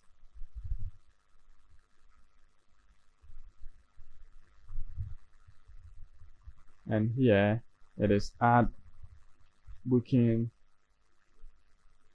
and get bookings. Okay, so we go to the booking repo, then control period. Let's inject all the interfaces or implement the interface here. Now we go back to this service repository, and now let's copy this. Let's go to booking repository. Now here, let's paste them here. So what you have to do here is to cut this. That is an add, paste it here. Cut this. That is a list. And now paste it here. So now we have this. We can now remove this one. Control KD. We have it set. So instead of get service, it's going to be get booking service. Copy this. Now paste this here, and we have it solved. Okay.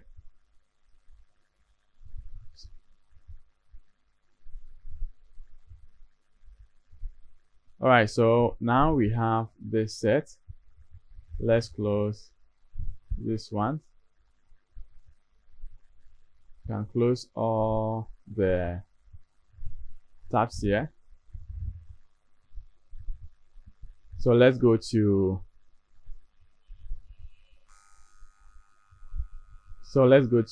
where we have this booking. That is our Blazor project. Now in the pages, you will see we have the booking component. Let's open that. Now first of all, let's inject IJS runtime, and we say JS. Now we come to the down here. Now we see from this, let's have access to the bookings here first. So let's see. Let's also inject I. So that is going to be service. I service repository. Then service repository. So control period. Let's use this folder. Now you have access to this all method, that is a get and add from this repository that we have added to this project. Okay, let's go down here.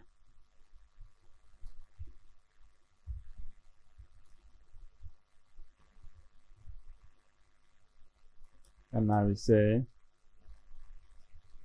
code, then control KD. Now what we have here is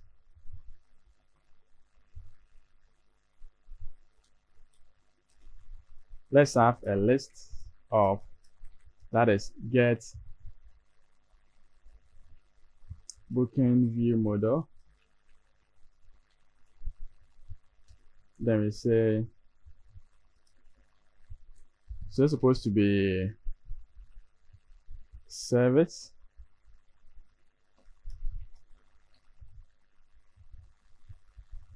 So say list, or we can say service list. Then we have get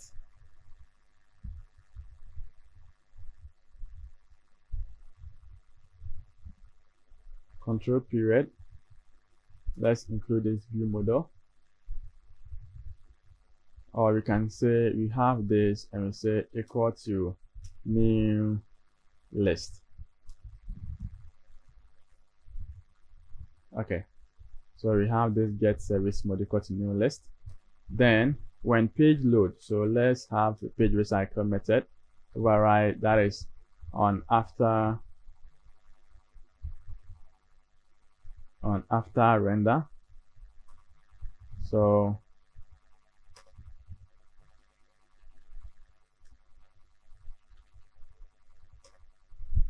whoa, so I want to check first.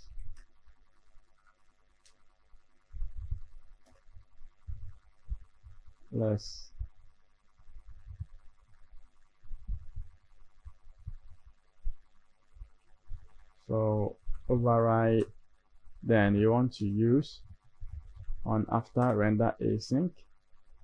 Okay, so now we say service list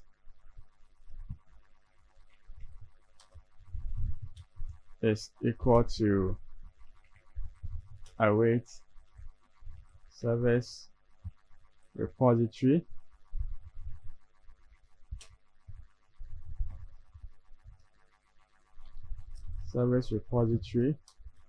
dot then get services. So when page loads, when you grab these services. Now let's go in there and create our controller first and see.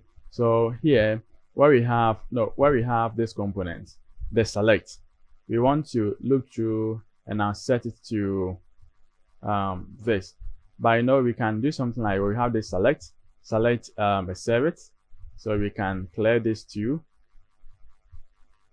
And now with this one, you can say, so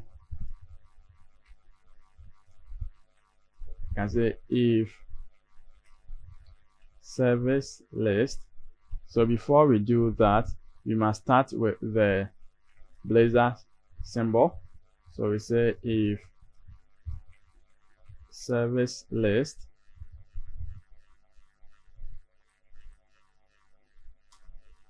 is not equal to now. That is where you want to perform this. So if it's not equal to now, then we want to loop. So for each we have get service v model, and that is model in this list, service list.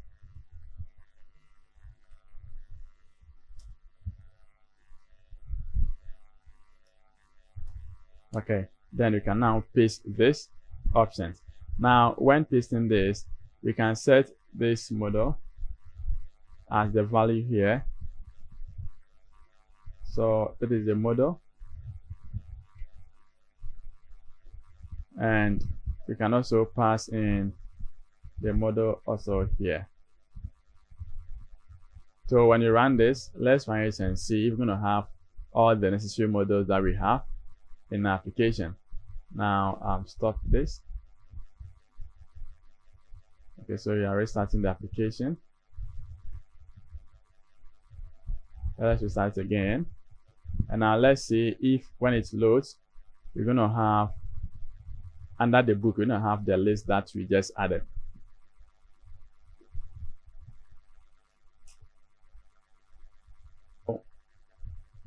So it is loaded now. Now let's check. So I click on the book. All right, so we have an error here. Let's see. Let's right click. Let's go to inspect element. or click on the F12 key to go to the developer tool. Now the console, so it is saying there's no component. Let's see first what you have. There is no registered service, so let's go in there and register all of this. So controller, let's go to the Blazor first, and as you can see from here, we go to program.cs file. We have to register them. So down here, let's say builder.services.add scope. Then this I service repository,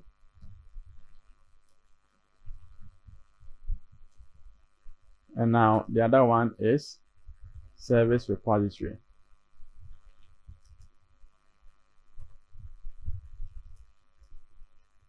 And the second one is builder.services.add scope,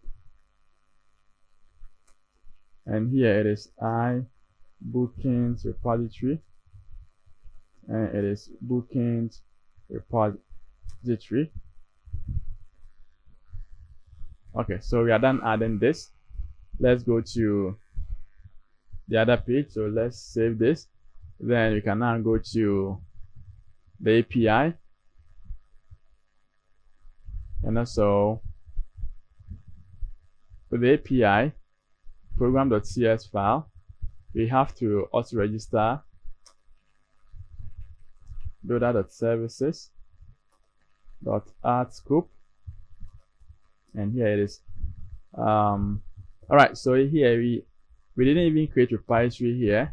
We created that in the controller, so you need not to do anything here. Let's save this and let's rerun the application.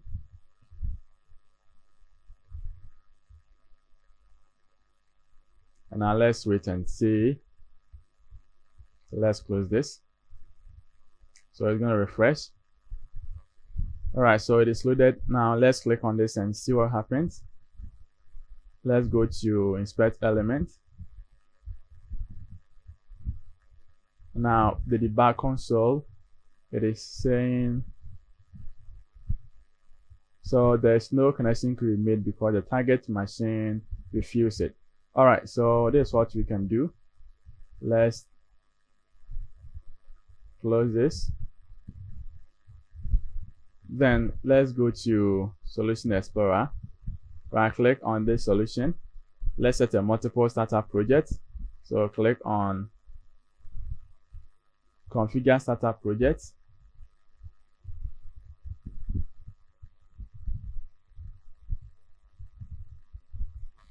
So click on multiple startup, and I want to start the API first. So push that on top, and now start without debugging. And as often I want to start the Blazor, so also start without debugging. Click on apply, and okay. So now let's run this. Now both the API and the Blazor are going to start together, so that you're going to make the API active for connection. So this is it. You see the API is ready now. And now when you click on get services, you must get all the 3 services. So services. Now try this out and execute this. So we have to get the 3 services that we just added. That is the diagnosis test, tire changing and oil changing as well. We have to get them. Yeah, that's what we have here.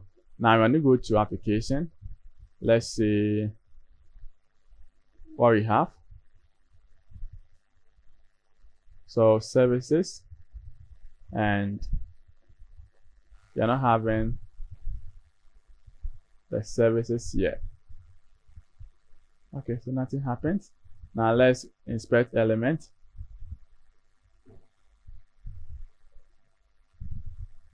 Now we have this. So localhost. Now let's go to this network.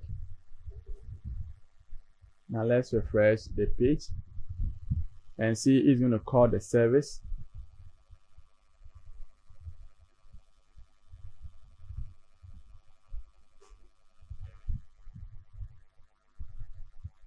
Okay, now you see you have Blazor server card service, and it's going to service here.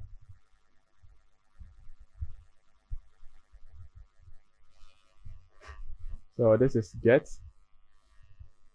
Now let's see if you have any message.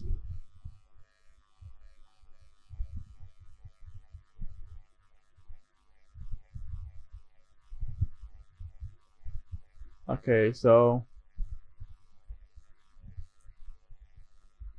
let's check if our API. Now if you check this, we have this from this API. That's the API / service. So that's an API / service. Now let's go to API / service.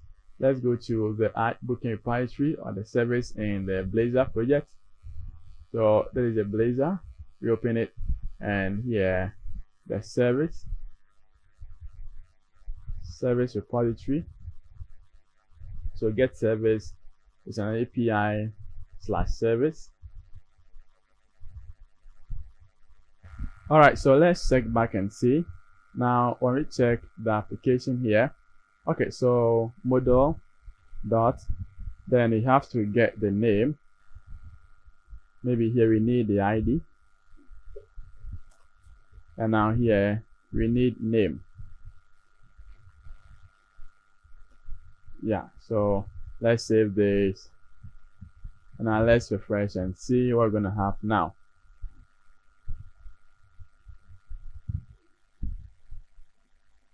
So click on it again.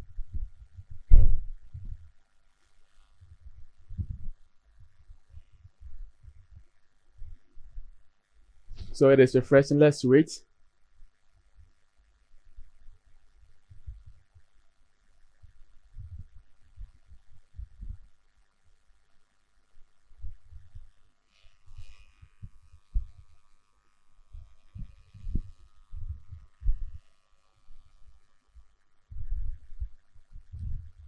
Okay, so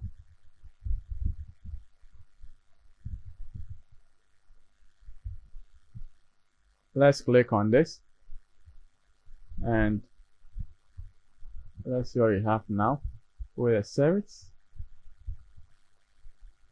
Yeah, still not having the service, so maybe let's try to display this somewhere else, not in this select.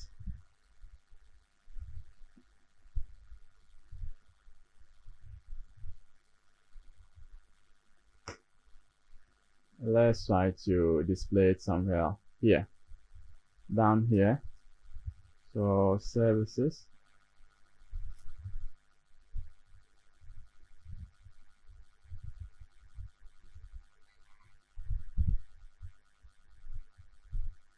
so Control KD.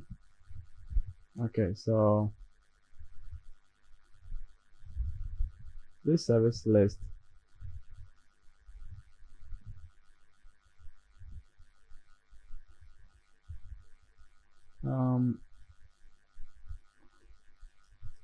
yeah, so let's see.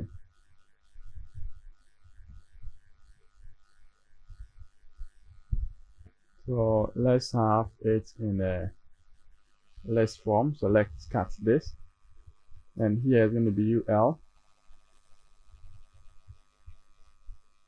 and now this also will be UL. Now let's have LI. Let's paste this, and LI close. Okay, so let's save. Now let's wait. Okay, so we see we have the list here, so we have to get it select. Okay, so you see we have the list displayed over here.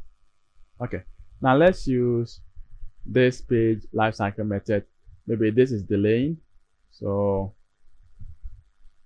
let's use this to see. So override, let's use initialize async. Then let's cut this and pass it here. Then Control K C. Let's comment this, and this must be an async. So let's save this.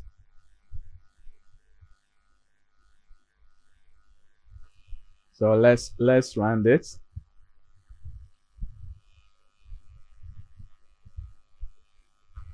Now let's see. Okay, so we can use the initialize async, and I can see we have the list selected here. So that is the list, as you can see.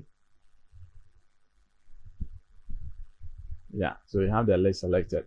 Okay, but and also the last one is this radio button. So with this radio button, but what I like to use here is I want us to use the drop down, that is sync-fusion drop down. So instead of this, let's go and use the sync-fusion drop down. So when you go to the online, that is sync-fusion, we have installed the component already. So this is what you're going to do.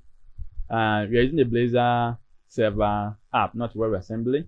So here with the server app, we have to include this. This is a reference. So this, since we have installed the theme, so let's copy this, and now let's go to our solution, then Blazor project. So host file. Now let's paste this on top here. This is our style sheet. Let's paste this here. Now the next thing that you need to do here is let's add a script reference. So that is a script reference. Let's grab this and let's go to the project.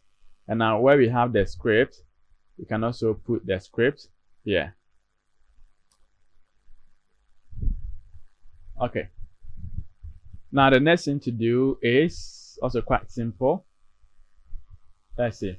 Now we have to use this, but before that, we have to use this Blazor.sync-fusion.blazor this.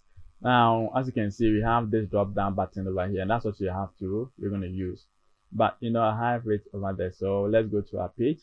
Now where we have the Blazor booking.razor, this component, this drop down, I want us to use this. So instead of this one, you can now comment it like this. So let's leave that one, and now let's do our own here. So we're going to use an SF. So we have SF drop down. So SF drop down list, and that is this one. So we can use this.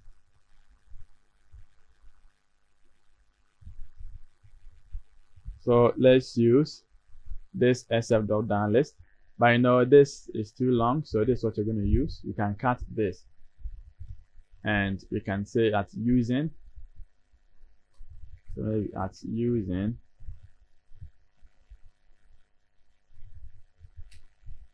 So sync-fusion drop down list.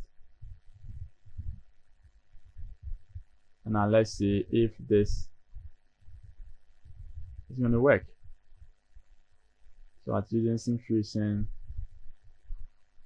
Okay. Now in here, we need to specify some few things. So let's clear the select option. And now the first thing I need to do is let's create an ID. And this ID is, we say service. The ID is service, and the T value that we need to perform here, that is get bookings, get service view model. And also we have T item. T item, it is the same. So get service view model. We have data source, and this data source, it is the service list. So service list, that's data source. Okay. So aside from doing that, we can have placeholder. Now this placeholder, it is select service. So select a service or select service. Then we come to the body here, and we need to have a drop down list event. So here you have t value, and t value, it is, this one is string, and also we have t item. This t item, that is a get service view model. Now let's call a value change. So when value change, call on value change event. So this event going to fire or trigger anytime a value change. So value change event. Now let's close this. The next one that we need to add, that is a drop down list field settings. So that is this.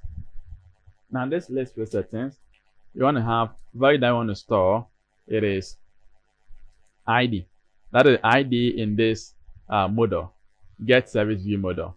Now the text that you want to display, that is the name. Very simple. So let's copy this. Now let's count down here. And now at the base here, you want to say, so void.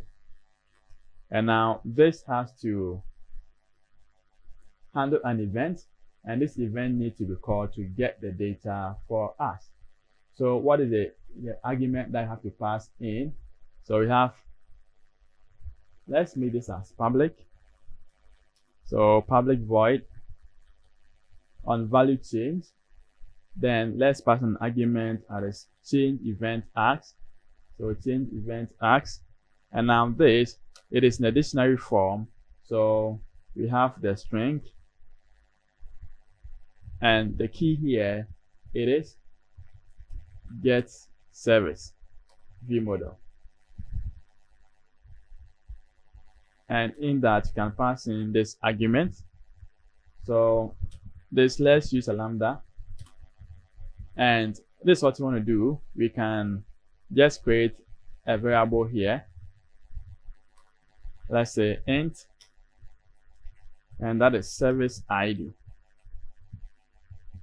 So we can now render service ID is equal to, let's convert dot to int. So to int. So to int 16, then we say ask dot value. So we convert this into integer, then we store it to this service ID. Okay, so now when we are done, this service ID, let's call it here. So let's say service ID equal to, then at service ID. Now let's save this. Now let's wait for the app to get refreshed. Then let's see what I'm talking about. We're going to have a different select box together.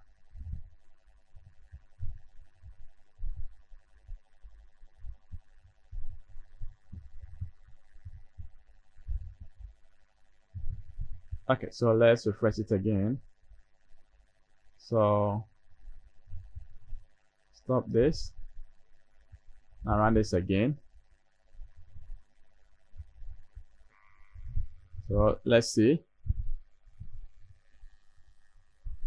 All right, so you have an exception here, and that is another exception. So cannot provide a value for property sync creation service. Okay, so there is no registered service for this type. All right, so let's go in there and register the service. So when we check the instruction here, it is saying, first of all, we have to do something. and we skip that.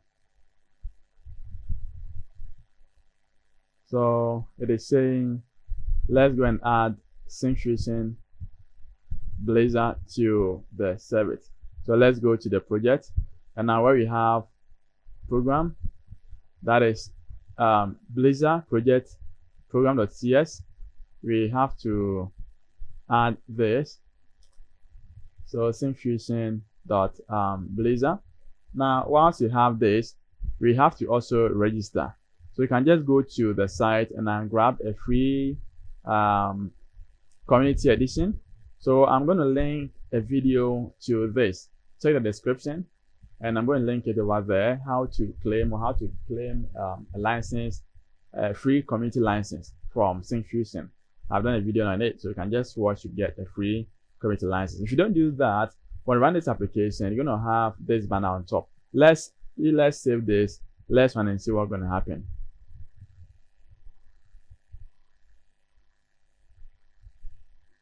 So we still have the same, and it's saying there's no registered service. So let's close this. Let's close that. Now let's run this again.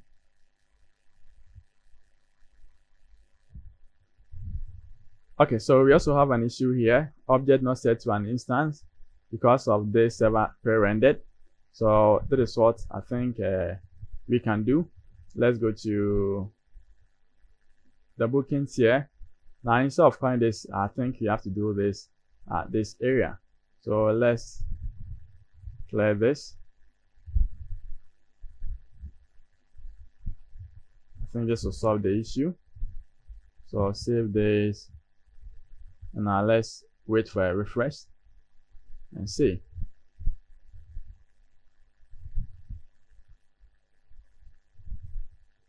So restart this,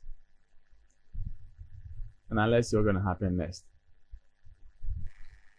Alright, so let's make sure we have commented this, because you want to render this as initialized async when the app or when the page gets first loaded. That is what you want to call this route to get the data. Okay, so here too we store the ID and we convert it to integer and we display it over here. So as soon as you select, you get the value selected. Now let's go through this. Oh, so here's supposed to be string. T value might be string, what the T item is the model. So here it's going to be string here, and we have the same value as string as well. So when a value is selected, this method fired and it get the data, the value over it, and store it there and display. Let's save this. Now let's run this application, and now let's see what's going to happen. So stop this, restart this. So let's see.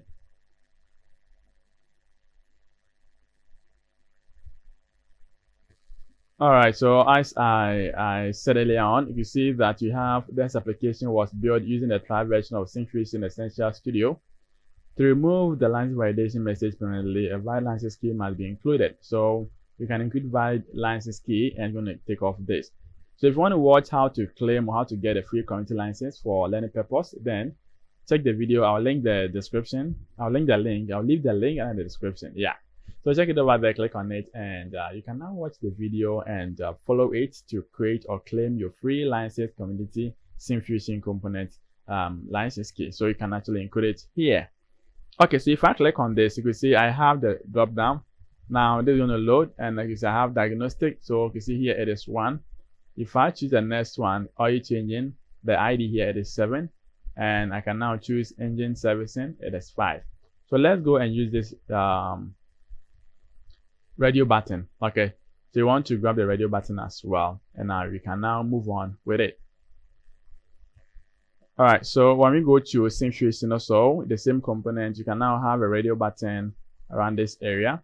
And now this radio button, we have this. So let's grab this here. So this is the radio button. Now this is the first one, and this is the second one. We have value change, and we call this method as onValueChange. Now when this value change, we store it over here. Okay, so let's see what we can do. So let's grab this. Let's go to the component here. And now where we have this radio button, so in this, let's paste this. So Control K and D. Now this is SF radio button. So let's see, do you actually have SF radio buttons? So let's include syncfusion.blazor.buttons, and you're gonna have this radio button. Okay, so we can now clear this two off.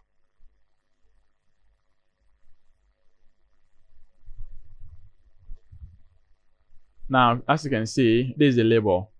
So the first label, we just want to, so this is moto. So this is motorbike, and this is, let's say, this is car.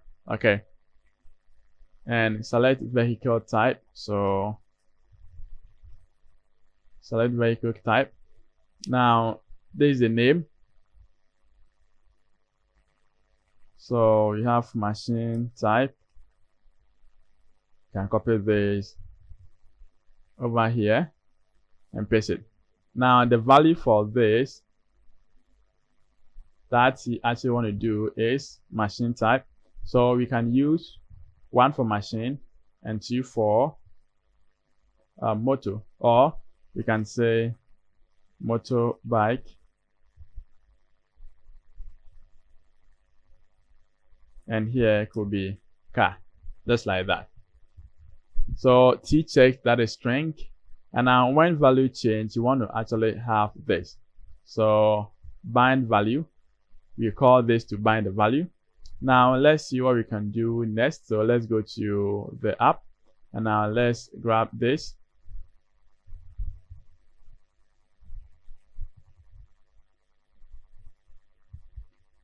And let's paste it here at the bottom.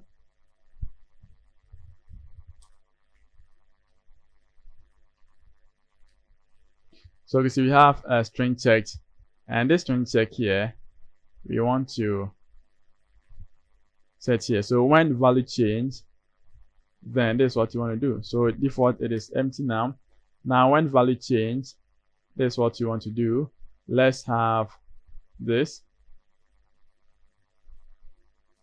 So let's give it a name as machine type, and we can use string checked, and that is this. You can use this over here.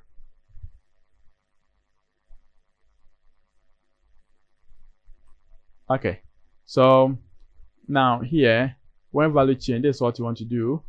So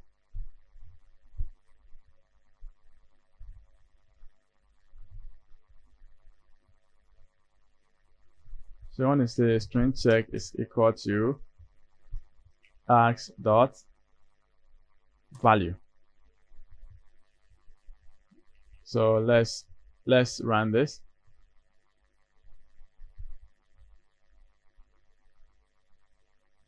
Stop this. And now let's see.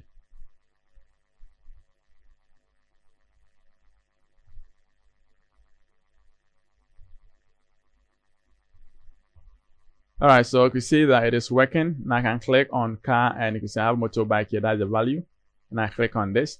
So we can set a default value. As soon as the page runs, you can set a default value here. So we can say that this is equal to car. Okay, so this is equal to car. So when we save this, let's run it and see. So defaultly we must have car selected. As soon as the page runs, we must have the car selected, because we are setting the value over here. As you can see, when you check on top here, we have the value car. So that's what we are selecting. Now let's run this and see. So we're going to see that car is going to be automatically selected.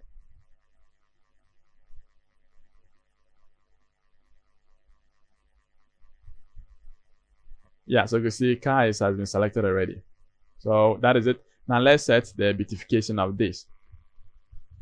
All right, guys. So now we have this set. So you can see we have a radio button. We have a box. That's a drop-down list also selected, and we have the values here. So you can now go ahead and pop up and populate these values and pass it to the API for it to book it for us. So let's see. Now before we do that, we want to change here from form to edit form. So this is going to be an edit form. Now with this edit form, we must have a model here. So you're going to say get book.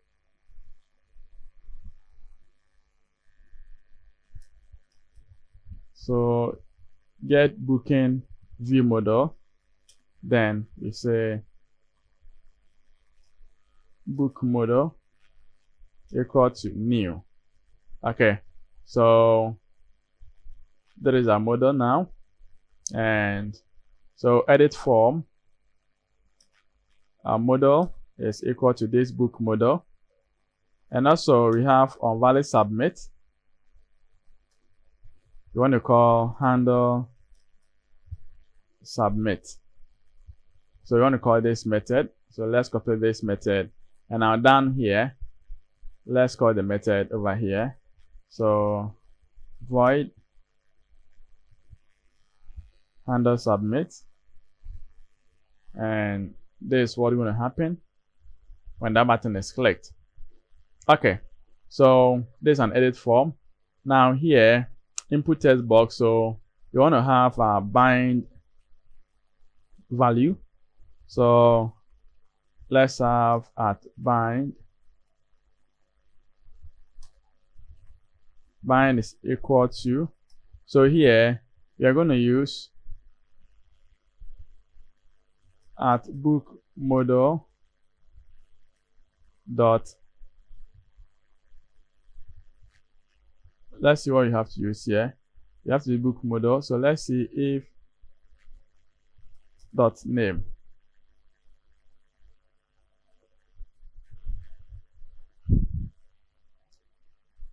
So this book model dot name.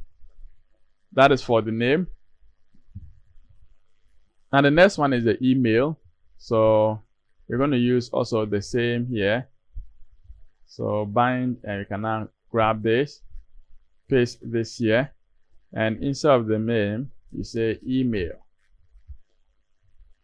Now with the type, we're gonna cite it over here, so we can move on.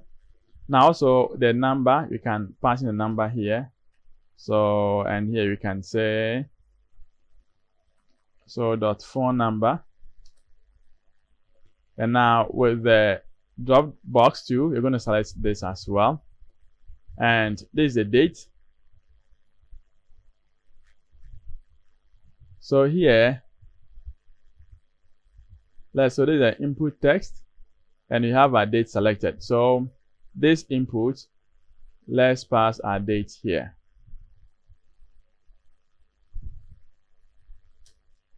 So let's paste this, or you can even paste it here, and that's going to be dot date. So book date. Then here's going to be a special request. So we paste this, and we say dot special request. Okay, and here this is submit, and we say book now.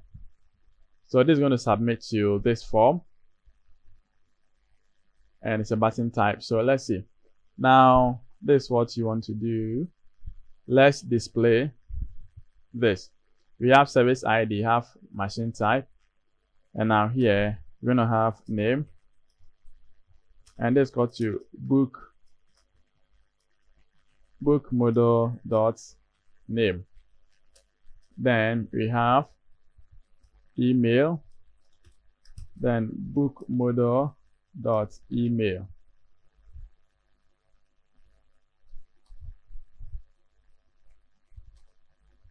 Then we have phone,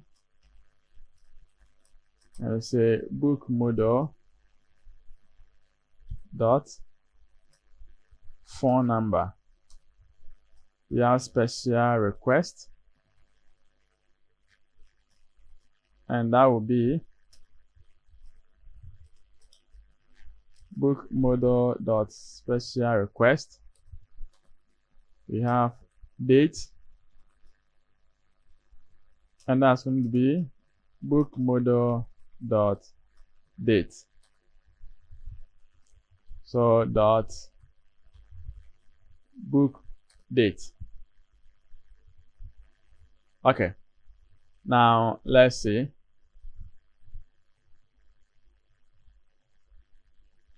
So when we run this, let's see what will happen.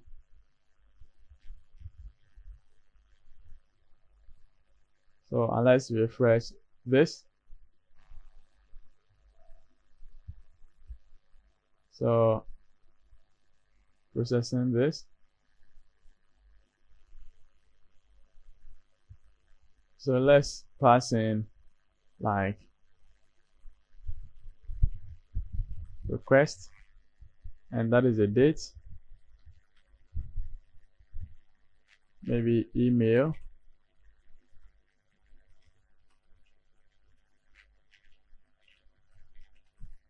now let's see. So click on this book. Okay, so there's problem here, so stop this. Now the issue is we haven't populated anything yet, so that's what we have. Now this is a book model, so we are setting up this book model from here. Now we bind the value, we are displaying the value over here, so that's very simple.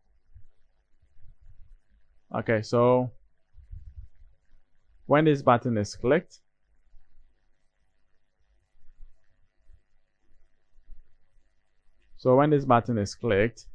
you want to say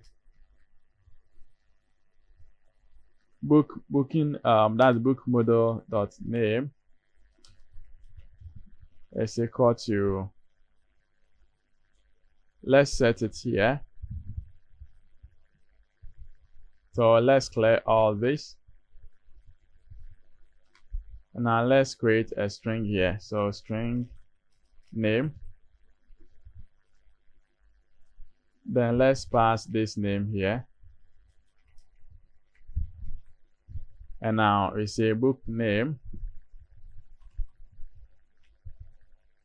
or name is equal to book model dot name. Okay, so this is what you want to do. Now let's run this to see if it's going to work for us.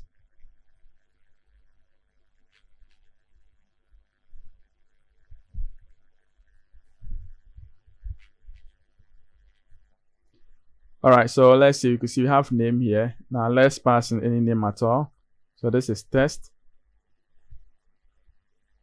Now you see we have the test name here. So let's populate the other ones here and see if we can actually get the data from that end. Now we have name and email is equal to, so book model dot email, copy this, then you can paste this here. Let's copy this and we can now paste them here. So email, then we have number, you can have date, then you can have request,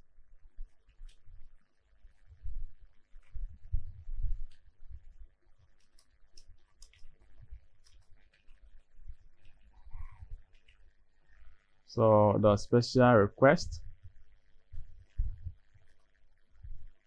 Okay, so let's see. Let's have string email.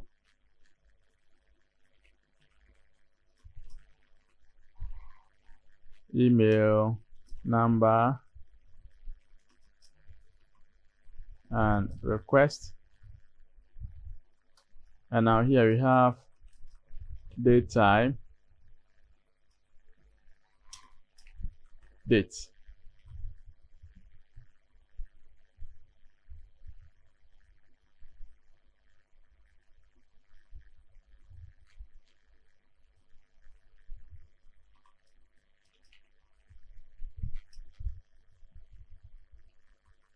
So we can set this to book date.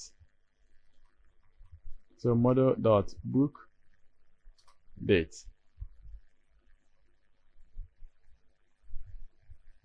So let's see.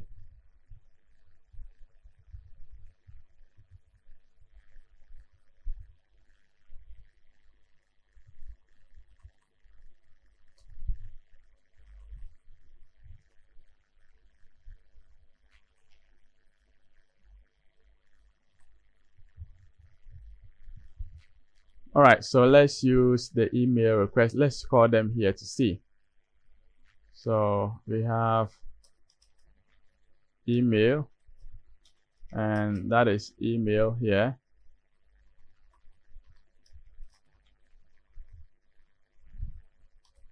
We have form, and that is form. Request, and that is request. And date, and that is date. Okay, and number, so we have, this is number.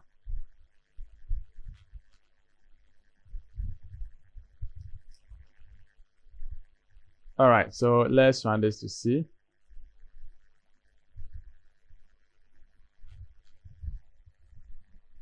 Okay, so let's test and see, and that is a test. Email, this is an email. I have a motorbike, you can see selected here. Service type, really, okay. So you have service ID 5 selected, 7 selected, there's my number, and request is maybe a request. So submit, now you see we have them set over here. So let's call this method, and now, so all these that we have here, when this button is clicked, you want to, so we can store this results. You say results is equal to await, and here let's inject date service. So inject, so I booking repository, and we can say booking repository. So control period,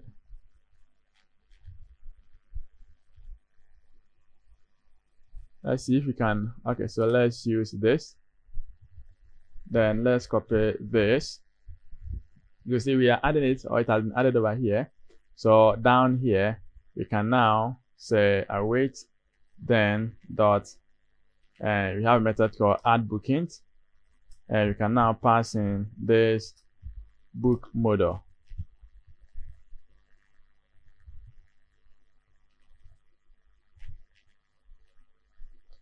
Now as you can see, this book model, it is this here. But what you can do here first is you're going to set book model. So dot,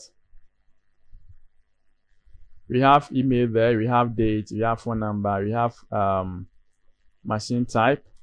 So machine type is equal to, then we're going to use this, so string checked. Then the next one is a book model dot service type, So this service type is equal to, so service type supposed to be an integer, right? But we selected this, so this value change, and now we set up to this. So maybe we can do something like this service ID. So you can say service ID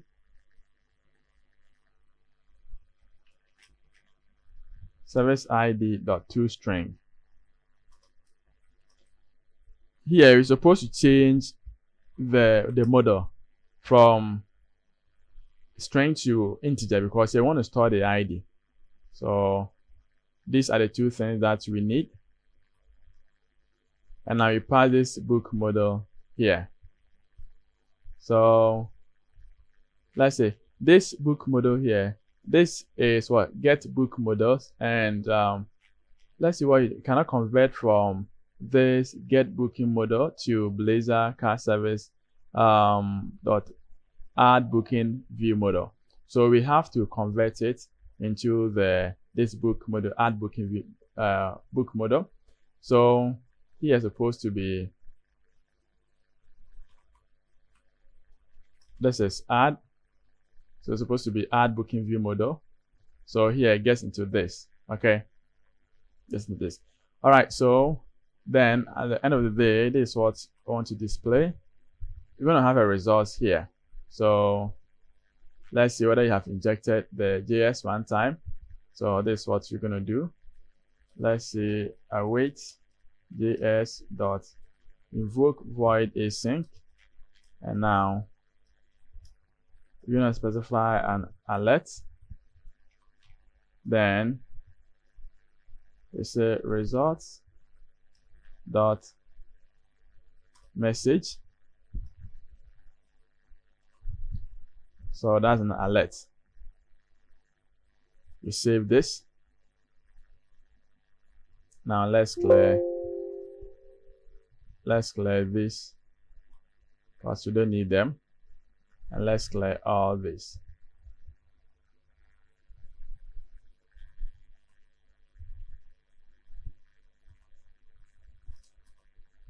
And let's clear this too.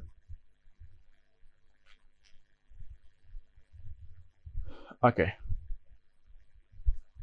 So let's see what we can do. Now we can just call this in using the lambda expression. We can do the same thing to this too. Yeah, to make it simple for us. So once we save this, let's try this and see. You're gonna have error though, but let's see. Then we rectify the error out.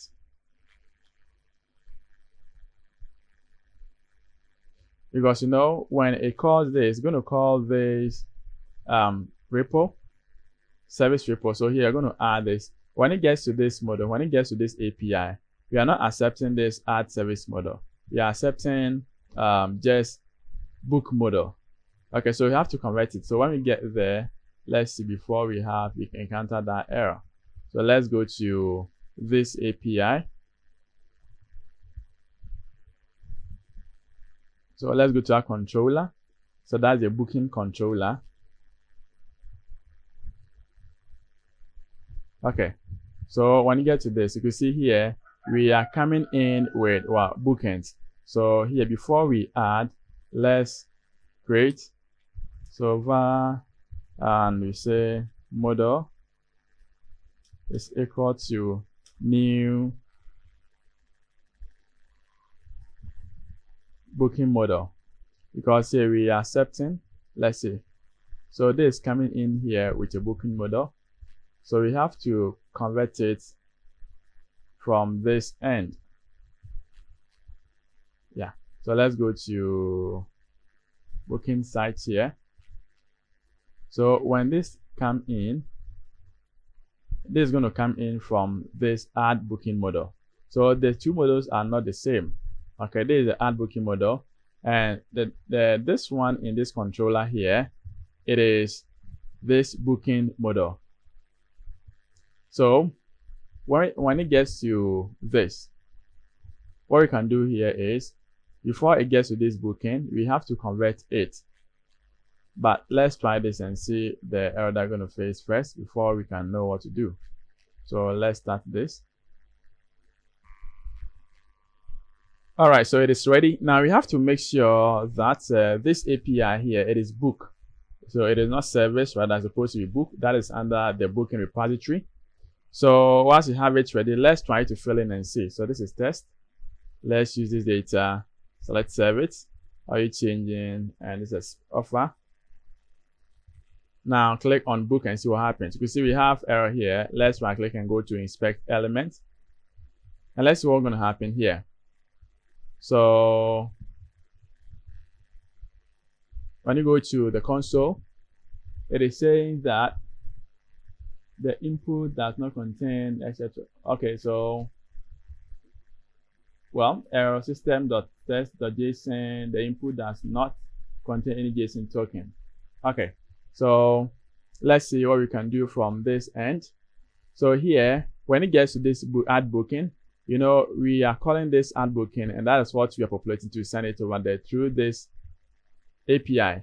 That is API, and here it is booking, I think so.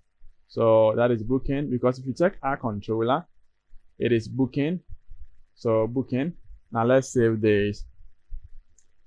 Now let's wait and refresh it again and see what's going to happen.